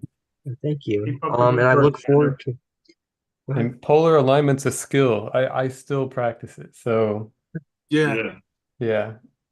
it's good. Yeah. And I also look forward to planetary area because you know there's nothing out right now for in this department other than the moon, which is I enjoy the moon. You know, it's Oh, the something moon is different. cool. Yeah, but like in terms of like Jupiter, Saturn, Mars, they're kind of like gone now, for me at least. I don't know, like The moon's a really good starting point, though. It's good to practice Sure. on the moon and kind of hone your skills and your alignment skills and things like that. Because with the planets, it's you notch it up a bit. So, but so you'll be better prepared. for everything, yeah. And for like a larger sensor size, like we have like DSLRs. If I wanted to have like a larger area, because this is really, really zoom. Even compared to like the eyepiece, it's zoomed in. Would I assume a larger sensor size would increase like like the amount that What camera are you using, Xander? it's right there. I think it's a ZWO ASI 225 MC. I think that's what it's called. Don't know. Well, mean- I mean, APS-C sensor will give you more magnification than a full frame sensor. And if you well, do when you're deep doing sky- this, I mean, it's there's advantages. And this is what Joe has, what Joe does a lot. And he got me started down this road a little bit as a bad influence. But the idea of taking images like this and building a composite and then having a full image, extremely detailed. It looks really cool. I mean, Joe has some great moonshots where it's made of 40, Yeah. 50, some cases much more Few images 150. all sewn together. And it's really impressive. it Yeah, takes a lot of patience. all right. Yeah, I remember his talk about it at the Astrophotography Yeah. clinic. You have a life, you can't do it. You Oh, know? you don't have a life, do you? Oh, that's right. There is that caveat. I've taken Joe's approach, but I take it to a much lower level. Instead Yeah. of doing 100 images, I'll do maybe 6 or 10. I usually don't go above 10. Yeah, You 10 know, is too different much to images and read. sew them together. Four is good. To your You can your do question. planetary though with the DSLR. And I'm not one. I've never really tried it myself, but there are people like Jerry Rodriguez who I haven't seen much from him lately, but he was a real pioneer in doing DSLR planetary images, you know, on video mode, and he had some really wonderful results. You may want to consider like looking into YouTube for DSLR planetary imaging, but I think you could probably find something on that, you know. Yeah. Yeah, I'm sure there's something like that. Yeah, because Jerry used to do that a lot. I Yeah. think your frame rate's going to be slower, but if it's a good night, you can get away with it, and it will cover. You probably get the whole moon in your DSLR. Um, I actually have an close. example up on their website of a movie of Mars I took with a Canon EOS Rebel 1000D, It was a 5x zoom, and that's you have to use a DSLR camera that has the 5x zoom, and it can't be Nikon because they compress their data differently than the Canon does. Interesting. The short answer I have is you can hang a DSLR off the back of that, and if it has a big sensor, you will see more, but you're gonna get vignetting probably. So the expensive part of the fancy telescopes, you're paying for the outside edge. Well, when you're doing a planet, it doesn't really matter if it's a small planet. I'm talking about deep sky and stuff. Oh, right. But If you just want like a big frame, Yeah. if you happen to have a DSLR, just put it on there and see what it looks like. You'll Yeah. probably see like a black circle. Xander, let me show Probably. you the case I got. I don't know if you can see this here. Okay. It has a handle on it here. I'm not sure if it's how bright it is, but I got this from Walmart. There you go. I got this from Walmart, and then I used the foam that I had on the inside, and I just arrange it when I put whatever contraption I want in here. Oh wow. So this was $20. Nice. And whatever you do when you get foam, do not use peanuts. Okay. I don't know if I even need to say that, but yeah, they'll get everywhere except where they're supposed to be. Unless you like stick them together with your saliva. Ew. Ew. I want that on my telescope. Yeah. But let me see if I can find you my movie of Mars that I have here. I was only able to go like I think at best 20 frames per second. But that day, the seeing was absolutely spectacular. So is there like a bench, not necessarily a benchmark, but like a goal that I should be trying to hit in frames per second? Because my maximum is over 100, right? I'm pretty sure. Yeah, the faster you can get, the Fast is good. the Even- better, without losing, Says- quality. Yeah. If you were Um, looking at the, you notice this, I notice this more on planets versus the moon and stuff. I tend to see it more, but if you're looking visually at the planet or something, and you want to look when you're doing planet observing, you want to look for an extended period, like not like hours, but I mean like a minute or two, and you watch it, and there's brief moments where it suddenly clears up, and then it's gone again, and then Right. it just comes and goes. Like it's like you're looking, like you're looking at Jupiter, and you're seeing the equatorial bands and some hints of other stuff. Then suddenly you see all kinds of stuff, but then it's gone. And depending on the night, those clear times are further apart and last shorter, or else they're more extended and not quite as bad. When it gets bad, it's not quite as bad. And on those nights, it's really good seeing. But you're trying to, by shooting faster frame rates, you're getting more of those very short periods, maybe a second or maybe half a second even. If you're shooting at 100 frames per second, if it's good for half a second, you got 50 good frames right there. And if you can get, even faster, it's even better, because then you can shoot, all kinds of stuff. You start chewing up your disc a bit because you're bringing it, even now with the planets though, you're using a very small part of your chip. You want to really cut it down so it's not as bad. If you're using the whole chip and you're going to fast frame rates, like if I'm doing the sun, I'll oftentimes use the whole chip. So it's a couple megs each frame. If I'm shooting at 80 or 100 frames per second, it starts showing up, and I can have a 10 gig movie in 25 seconds. So it starts to chew your disc up, especially if you want to make a sequence. You're trying to get a whole bunch of these together Yeah. I'm sorry, gigs. I said megs. They're 10 gigs each. Oh, I was good. They're 10 gigs. Wow. Tom, how do you use part of your chip? Oh, there's with like Sharp Cap, or even like usually the software that comes with it, or Fire Capture. You can choose a region of interest. You can actually choose there's one of the pull downs, like with Sharp Cap, it's on the right hand side, and you have like you shoot an 8-bit or 16-bit, you choose that, and right below that, it has a pull down list of maybe 20 or so different frames you can pick with how many pixels left and right, or at the bottom it's Okay. custom, so you can set up anything you want. Okay. So when even though it's a 2 meg chip, if I look at Jupiter, which is the bigger planet, I may shoot 500 by 500 pixels. I'm not Okay. shooting 1,000 by Yeah. 2,000, you know. So I can, and it really speeds it up too, because the data transfer goes much quicker. Mhm. So because you allow the bandwidth is only so much, and so if each frame is such smaller, it doesn't become what becomes the ending thing is the length of exposure then becomes the critical factor of how fast you can shoot, you know. Mhm.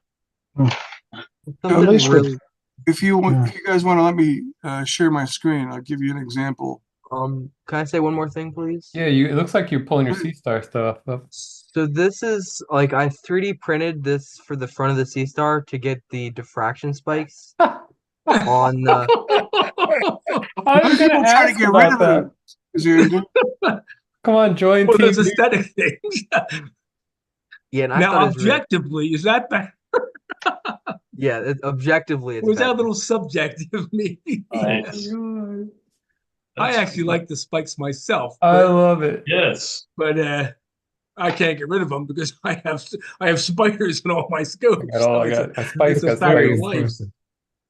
life. And if anybody wants one of these, I make the dew shields for them so you don't take up your battery. I 3D print those. I also 3D print stuff for like darks, so you can just take darks while you're outside and just put the cap over it. I also 3D print ones for like the James Webb Space Telescope that like make it have 6, and then I have ones that make it have even more, like 8 and 20. Oh, jump. 30 pixels left. That's amazing. Yeah. So if you any can- of you guys want one, just like shoot me an email and I'll 3D print one and give it to you. 3D print. Some people's heads would explode at this comment. That's amazing. Printing a flat panel, something like translucent. That'll come in handy. Yeah, that's true with like LEDs in the front that you can just kind of diffuse the light and like have flats. Well, even if you don't even have LEDs, you just have like a flat panel and the ambient light from around it, the flat, the panel should diffuse the light enough. Here, 1 second, I'll be right back. I'll show you the dew shield. I thought Steve had some wild projects. Yeah, Steve, are you printing anything back there? I haven't printed anything in a while. But when my son gets finished with his 6-inch mirror, I'm going to print him up one of these telescopes too. Does anybody want my 3D printer? I don't even use it anymore. That's so cool. Cool. Cool. Check it out. Very neat. It's very neat. That's cool. Dark and a cover. Wow. Nice. Is that the James Webb there? This is the dark. That's awesome. It works. Yeah, I really enjoy making those. That's great. Thank you. Sorry about that. No. I think I thanks lost for the sharing. dust cap for my Sea Star already. Yeah. All right, well, here, let me show you my Mars thing I did with my DSLR. Yeah, and thank you guys so much again. I appreciate Thank it. you. Keep it up. No sweat, man. That's what we're here for. Yeah. All right, can you see it? Yeah. Mhm. I can see it. Yeah. Does it fill the screen now? Yeah. Yeah. Pretty big. Wow. That's 6 hours worth of data, but That's it looks terrific. it looks That takes a lot of patience, 6 hours. it looks crappy. Oops, shit. It looks crappy because it's only a few Oh, there it goes. That is super cool. That's great. Yeah. yeah, that's with the DSLR. That's a long time, 6 hours. That's a lot of rotation. Yeah, that's with the DSLR. That was So the there you best go, thing. Xander. So you can shoot with the DSLR. That's with the crop sensor. Yeah, Would yeah. would it be possible for like in one night for Jupiter to get like a full rotation and make like a continuously spinning disc?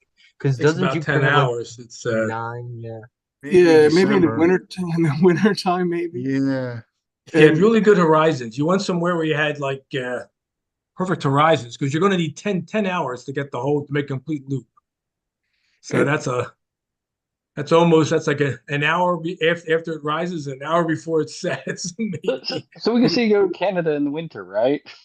what you can do also is take Better once it was in like Gemini and stuff. If you Gets take up that high, you one could it's continuous, easier to get longer.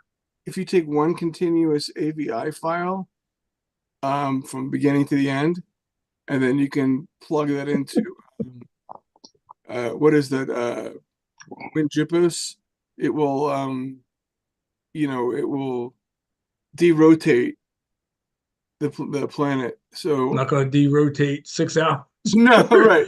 It'll derotate some of it, so that at least the center of it will be clear, and then you can just continue on doing that. But the weather changes constantly on Jupiter, so you're not gonna. It might be different from the beginning of the night till at the end of the night. Cloudy on Jupiter too. Yeah, right. But it'd be great if you can. There's the tables everywhere that shows you when the GRS transits. So that's probably the best time to. Or when Tom's got some good pictures of the moon's transiting. You can see the shadows. Tom, you have any of those handy? I could get them, but Steve has some new stuff. I'm going to get. I'm going to get all the new stuff make out sure- here. What do you got, Steve? Yeah, go for it. Pressure on me. I know. You're going to be called on class. Yeah, Well, I didn't raise my hand. your Okay, host. Did you do your homework, little boy? excuse me. Did you do your homework today? Yeah. Well, Lou, it was you last year who called on me, and I said I didn't have anything, and you basically scolded me. Oh, I'm sorry. I didn't mean that. I make sure I have something. Make sure you have something each meeting now, just in case you're called on. All right. It's pressure. Peer pressure. You hear me, first of all. Yeah, Yes. perfect. Mhm.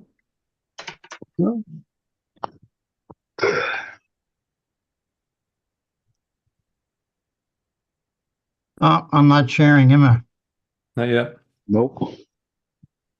Are you able to share? Should be.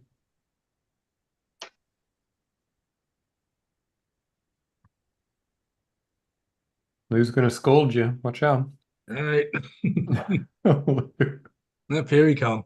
Here it comes. Just in time. Oh, look at that. That came out nice. Oh, Whoa, that is actually spectacular. Nice detail on that black eye, man. So, yes, the Black Eye Galaxy. Black eyed peas.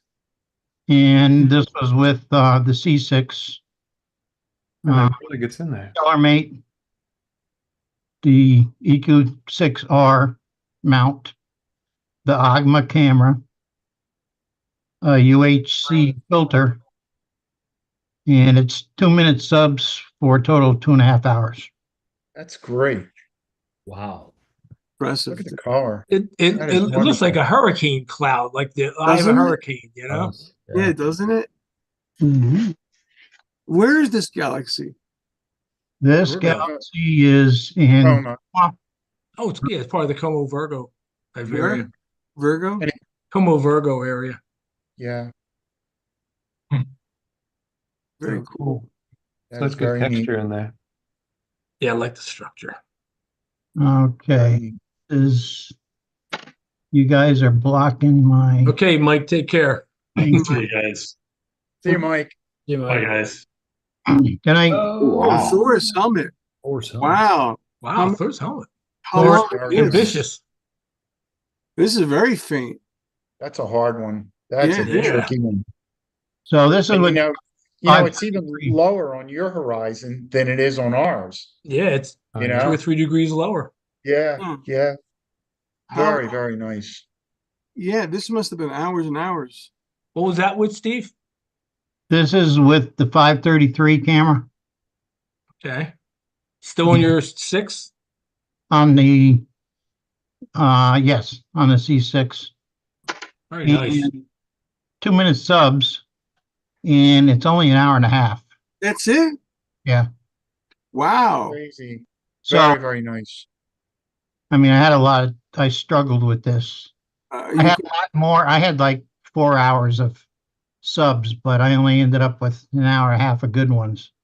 It must have been a very transparent night. That's great. yeah. Yeah, the Were you contrast is also using unreal. a UHC filter, Steve? That was no, No. that was my IDAS GNB filter. Okay. Mhm. All Yeah. right, Stan, now you got to see if the Sea Star can do Thor's helmet. It's small. I'm looking at it. Yeah, I imagine it's small with the Sea Star. Okay, next. This is Sunflower? No, No. Tiger Eye. Tiger's Eye, Yeah. NGC 2841, The Eye of the Tiger. Where's that at, Steve? Ursa Major. Philadelphia. Is this a Messier? No. And this was 20-second subs. And I don't know why I did 20-second. I don't normally, but this 2.5 hours. Quite a few subs. It worked. And L Pro filter.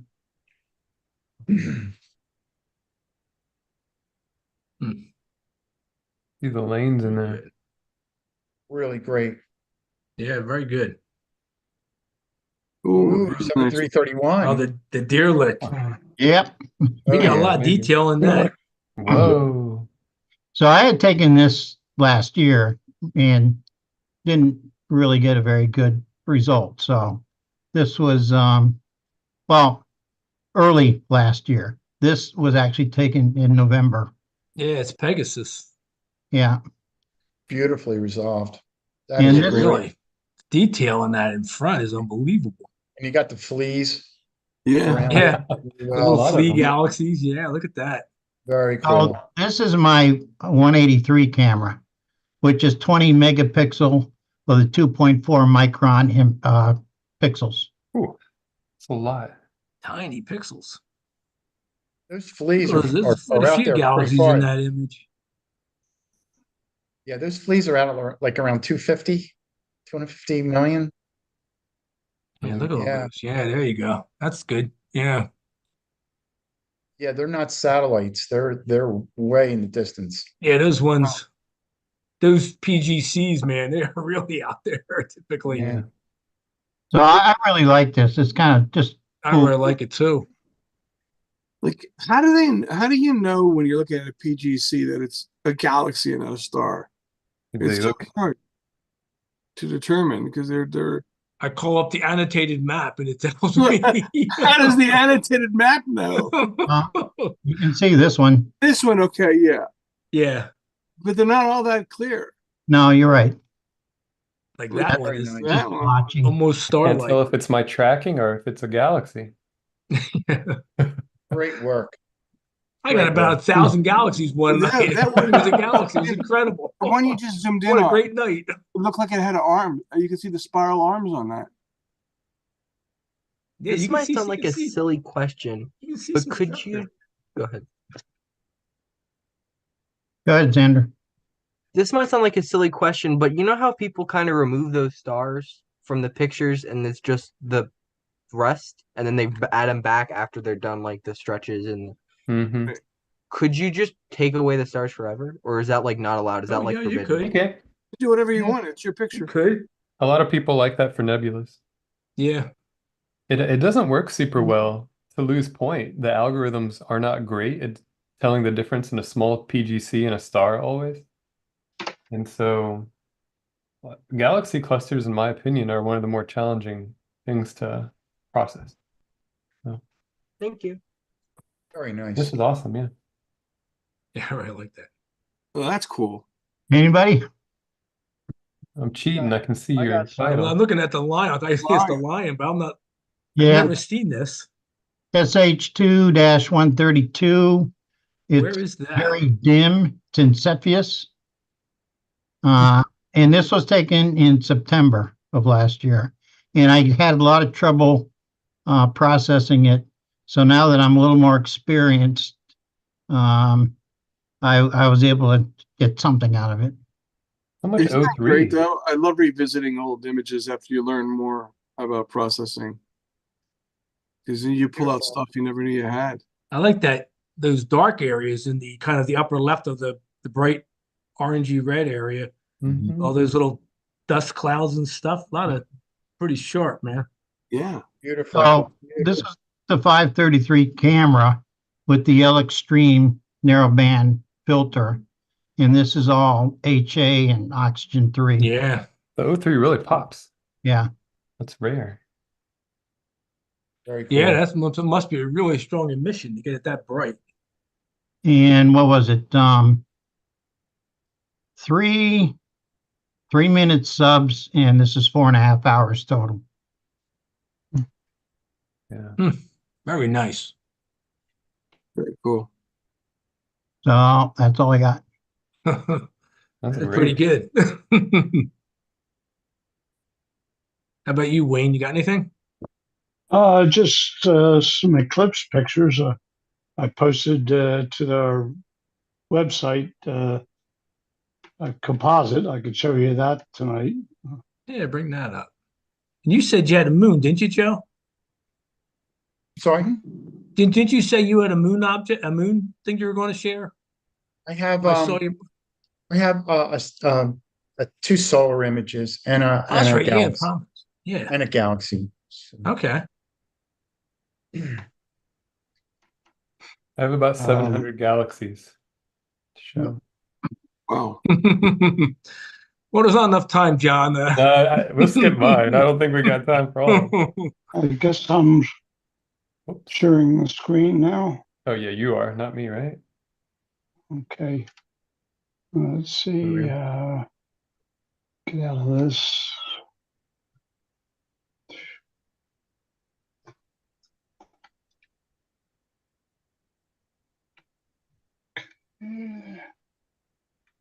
Getting your routing number. There we go. That's cool. That's what I've been working on for the last Yeah. week or two. That look at the prom out on the top there. Yeah. Yeah. Very sharp. See if I can. That zoom prom in was on it. Can I? fascinating. You use your mouse. There you go. There we beautiful, go. Like that. Yeah. beautiful. Ooh, that's Apparently, clean. I noticed some other pictures that show the post totality diamond ring further away from the prominence, and I'm guessing that has to do with how close you are to this center line, but I'm not sure exactly what the geometry is. I was about 20 miles from the center line, and I loved how the diamond ring started right next to that great prominence. Yeah, it was pretty close where I was, Mhm. just north of Cleveland. It was just to the right, maybe, just a couple of degrees up, when it first Yeah. popped.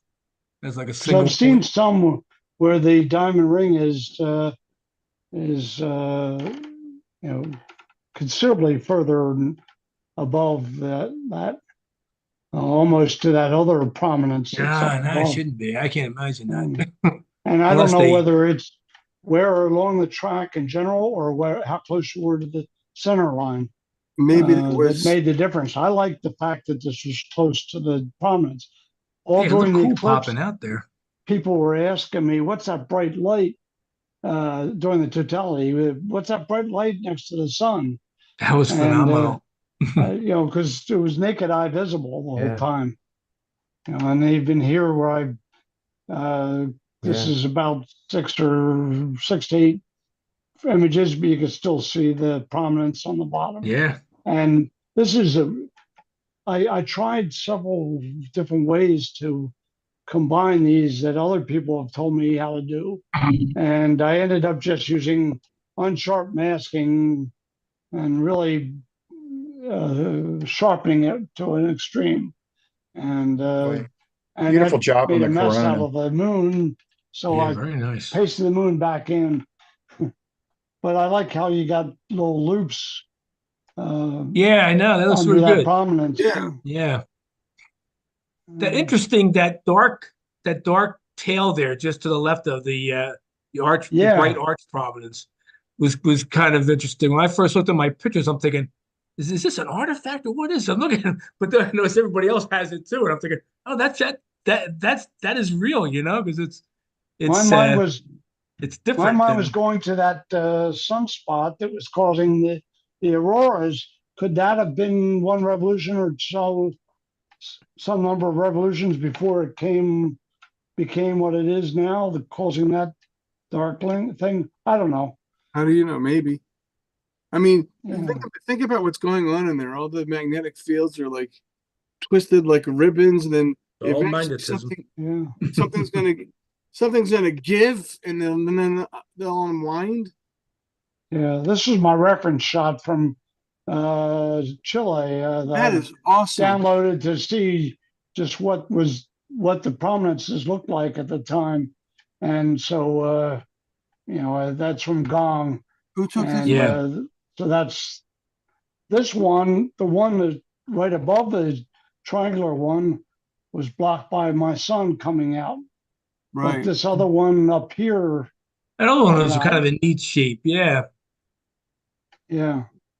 And I watched some of the time lapse from the Saratolo site, and this one right above the V was really active and changing second by second, basically. But I tend, whenever I'm doing images of the sun, I go to Gong and get a reference shot, so I know what's real and what isn't. That makes sense. I usually do it to make sure my camera is oriented properly. That I'm not Oh some yeah, weird orientation. this is where I was at Piqua, Piqua. north of Dayton. So I was close to the Are center you presenting line. tomorrow night, Wayne? What's In that? are you I'm presenting not, in the meeting? no, I'm not presenting tomorrow night I mean on Friday. or Friday. No, I'm not on the list. You could And put this was yourself my on the list. setup. Why not? I like that little. So this is Is it there. like You a can see the live shot that's being recorded Nice. from my was it 174 174. Yeah, 174. camera. So Wayne, it's all mono that I got. Where'd you get that tent, I Wayne? got DSLR next to it. That's called a lap dome. And many years ago, several of us went in together and bought a number of those. And at nighttime, they're great for putting a laptop in there and not bothering as many people with the screen. In the daytime, it blocks the glare so you can see your screen better. It looks like the little salesman samples they have at Dick's Sporting Goods at the tents. It's very much like that, yeah. Yeah, well, I had something even that covered even more than that, and I got yelled at Cherry Springs. And even my car was in front of it. There was like a 1 degree sliver. The guy had to look, and he, sir, and then he wanted to give me a copy of the rules. I should have turned the flashlight on so I could read the rules right in his face. Yeah. That's cool. It's cool, Wayne. And this is the sky that we had.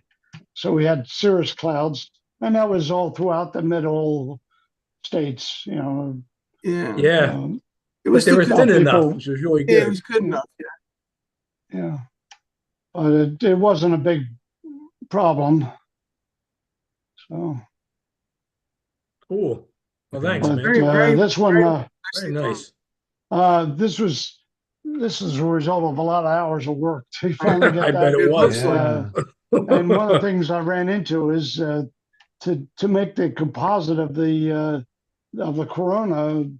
The procedures I saw were all based on Photoshop, and I have Photoshop elements. I don't want to spend the money for the full Photoshop. Right. So at NEAF, ZWO guy said, "Oh, use Affinity. It's much cheaper," and that's what he uses. So I ended up buying that. It was like $60 or $80, something like that. Yeah. And download it. And so I've been using that. And so now I have that learning curve in addition to other issues I was dealing with, working out all this stuff. But um, I had two different people telling me exactly how to process the corona on Affinity Photo software, and neither one seemed to work for me. So I just sharpened the hell out of it. We're using unsharp masking, so that worked.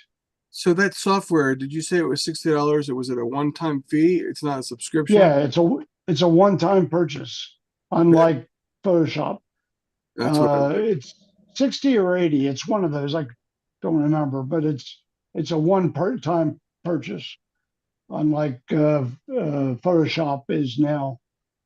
You have to pay every month. I hate that. Just to look at your own pictures, you got to pay them. Yeah. What else do I have here? Oh, this is a video, a GIF file that I made originally, and to show the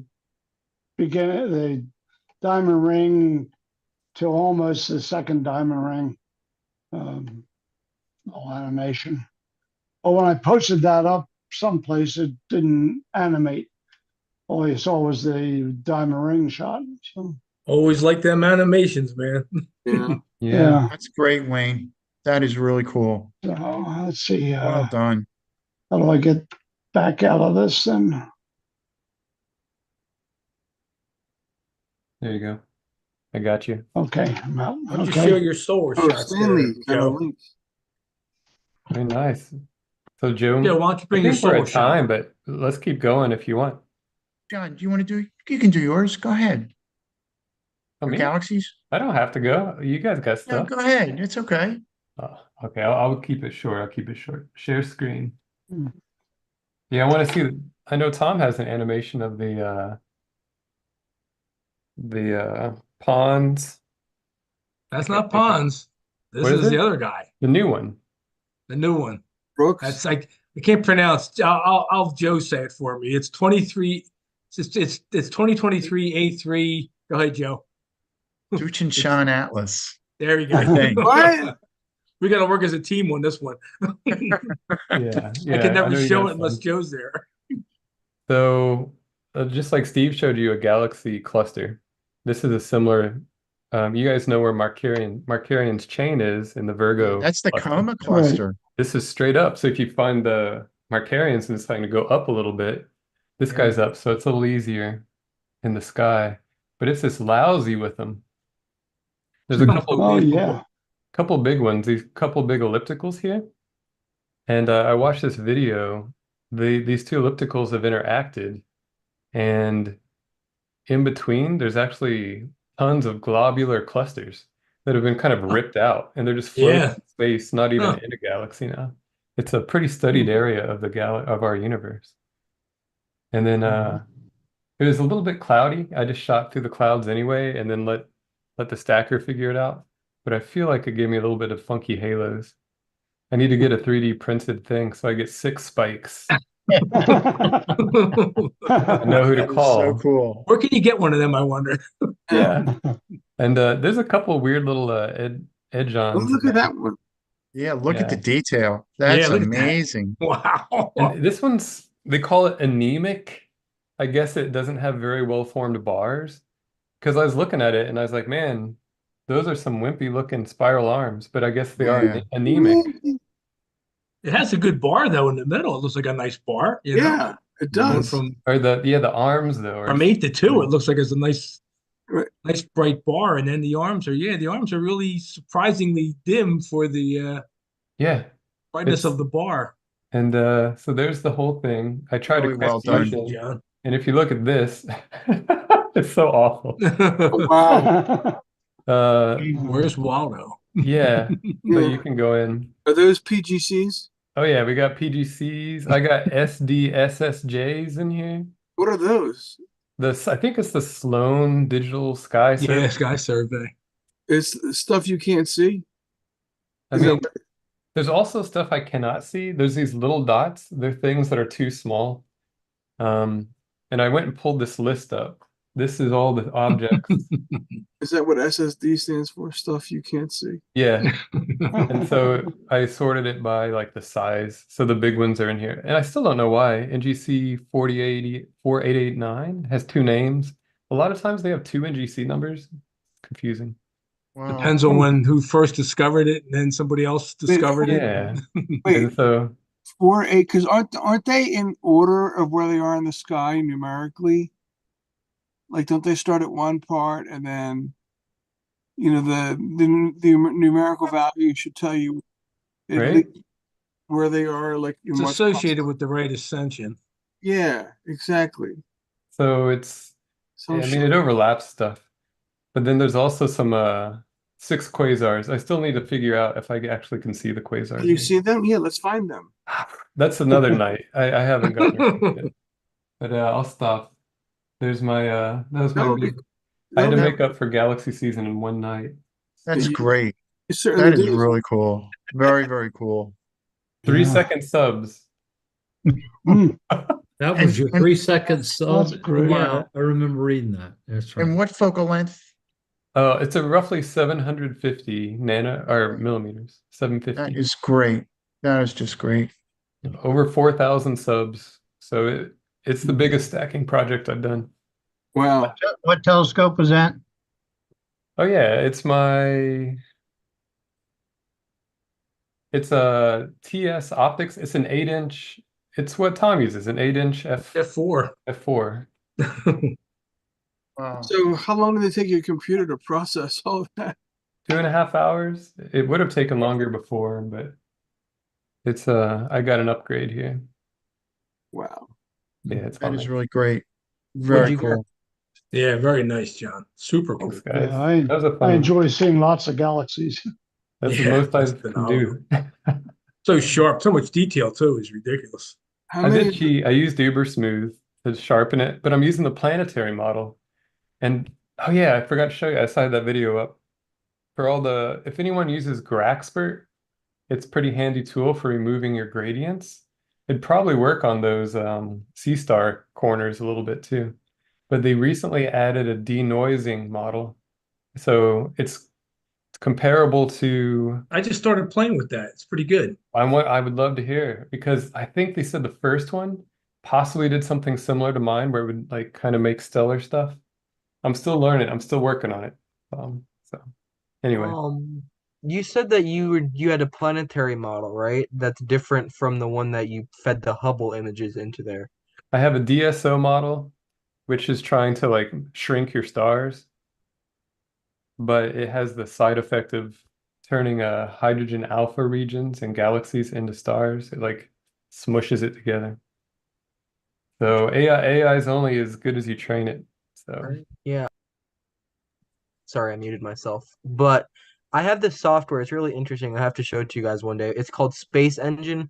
Most of it's procedurally generated, but they have really cool 8K planet surfaces that you can I can screenshot, and if you want me to send them to you, it should be better than anything you can get from Earth. But it's really interesting. It's like a little simulator where you fly around and you can crash stuff into each other, but they have really good models of the planets. the So. universe simulator. Maybe could you generate fake data to train my AI model to then run on the real data? Yeah, there you go. Anyway. Yeah, that'd be fun to chat more about. We could do a whole AI night one night, probably. Guys, I'm having a hard time keeping my eyes open. I know Joe has some. I don't know if Tom does. Joe has a solar shot I want to see. Let's see it. For sure. We can table that if you want. Oh, let's see it. Come on. Okay. Okay. Yeah, you have After that, permission. I'm going to sleep. I just have 3 quick Take your time. images. This is a solar shot this is my first attempt at compositing. This is just a solar shot from the 26th, April 26th. How many composites we got? 4. Four. But I was kind of struggling a little bit with flats, taking the flats and everything like that. And I was doing some experimenting with the flats themselves. So Is that a white light or? no, I know white it's light or hydrogen hydrogen? No, alpha, you got the Oh, problems. okay. H alpha. Yeah, I thought so. but it was kind of a quiescent sun that particular day. This is the second shot. This was Oh, taken wow. on May 1st. What's up with that prom sticking straight up there? It looks Yeah, like isn't that crazy? This is actually the eastern limb. It's not at the pole. I kind of rotated it to make it a little more visible. But this is actually these proms I think were coming on the sun They at take the on some time. crazy shapes sometimes. look at Yeah. that. Look how You know, it straight looks that almost is. like a filament, like a filament, you know, it seems almost like a broadside of it, you know, Yeah. but The that edge. was, Well, It proms and almost looks like filaments are the somebody- same things, right? It just depends yeah, on they're the if same it's thing, over the right, limb right, or right. But It this Yeah. almost almost looks like something standing looks like there a, with a road flowing out behind it. yeah, yeah, kind of looked a little weird. So I thought that was kind of cool. And Yeah, I it is did cool. this in Such a shot. IAPP, and this is my first time fooling around with that. And so You- I kind of liked it. I thought the curves feature in there worked really well, because before I was you know, it's a double stacked instrument, so I was doing the proms at one exposure and the surface detail at another exposure, and you know that it was always difficult for me to do. But this is all with one exposure, so I'm kind of hopeful that, you know, this is kind of a sign for the future that you know, it'll be a easier processing from now on. But that was the other. And Joe, are you um, presenting these on Friday? no, You should. well, Well, Friday's all eclipse stuff, though. I think it's all eclipse stuff on Friday. It's still sun. Yeah, I guess. I don't know. And this Tell is me, it was after the eclipse. yeah, this is the other shot. This is just M51. Just from your backyard, Joe? Yeah, Woo. Nice, yeah. nice. Nice. And I From shot the that on airport field? first also. I'm sorry? Yeah, From the yeah, airport field? yeah. And this is From the only like runway? yeah, 140 subs, 1 minute subs. You know, I didn't have much time between the clouds, but this was processed in Cyril and Wow. also in Graxpert and Graxpert smoothing. And as John was talking about, this is my first foray. And I was just using the Graxpert part, but I saw the smoothing tool and I decided to do that. And it was kind of a rough image. You know, it was pretty noisy, being only, you know, 140 minutes of Not integration. noisy now. Well, I ran it twice actually, and then when I did it, I did the photometric calibration in Cyril, but it still seemed to have a little too much red. So I put it in Photoshop and just kind of changed the color balance a little bit. So, but that I like it. that's it. So, Beautiful. but Very nice. thanks. Yeah, I was kind of satisfied only from the standpoint that it was such a short exposure, you know, integration time. 140 minutes is short. That's an Well- eternity for me. Yeah, right. Yeah, I know. This guy's record. But I'm slow, you know. I mean, but after you know, the clouds started coming in and my mount started beeping and all this stuff, and it was like Yeah, 2 o'clock right. in the morning, and you know, I was starting to really lose it at that point. Yeah, that's nice. yeah. That came out really But well. that's the Graxpert. That's my first experience with the Graxpert smoothing tool, and I kind of came upon it by New. happenstance. You know, I was just using the Graxpert, and I noticed the tool there. Happened to John mentioned it at one point in one of the emails in the group. And so I updated. I had an old version. I just never updated. I got it a long time ago. And I never updated. And all of a sudden I said, okay, well, this seems like a reason to update it. So I updated it, and it is nice. I've only used it once so far. I used it on that Comet 2023 A3. Joe, it's your cue. What name of that comet?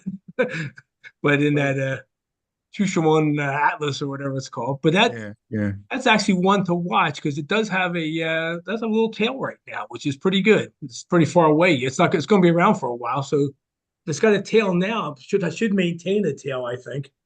Yeah, for its the next couple of months while it's still in the evening sky. yeah, Could be a fun one to watch. yeah. This particular comet is going to be at its best, they think, the week after our October meeting. Our October meeting, I think, follows the full moon by 2 days. And then the Monday after that will be the first time you can see the comet. After it rounds the sun, it'll be in the western sky, and it will be the first time you'll see it in a dark sky.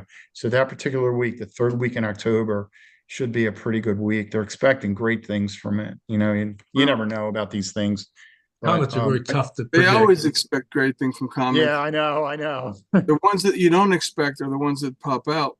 Right. Great things. Right. Yeah, it's like kind of betting on a penny stock. Yeah, really. But it's a pretty big nucleus. I think it happens to do with the size of the nucleus. I think the nucleus on this is really huge, and I think that's why their expectations are fairly high for it. So Well, hopefully it'll keep itself together. yeah, so that's that, and anyway. All right, John. I'm Thank you gonna, for sharing that and talking a little bit about Grant Expert, because I'm going to go back and reprocess my M51, I think, with Cyril and Grant Expert. I'll give it a shot and see You how can even mix and match. You could just do the couple steps in Grasper, then pull it back to your other program. yeah, I'll give that a shot. Sweet. Good job, guys. Well, Yeah, I enjoyed it. call very night. good. Thank you guys so much. Seeing everybody. That was fun. Tom. All right. See you Friday. Catch you What's later. this? Right. Take care. See you Friday. Bye bye. Thank you. Yep. See you Friday, Hope you all have a everybody. great night. Take care Yeah. now. Take See care. you later. Bye Good bye. seeing everybody. Bye.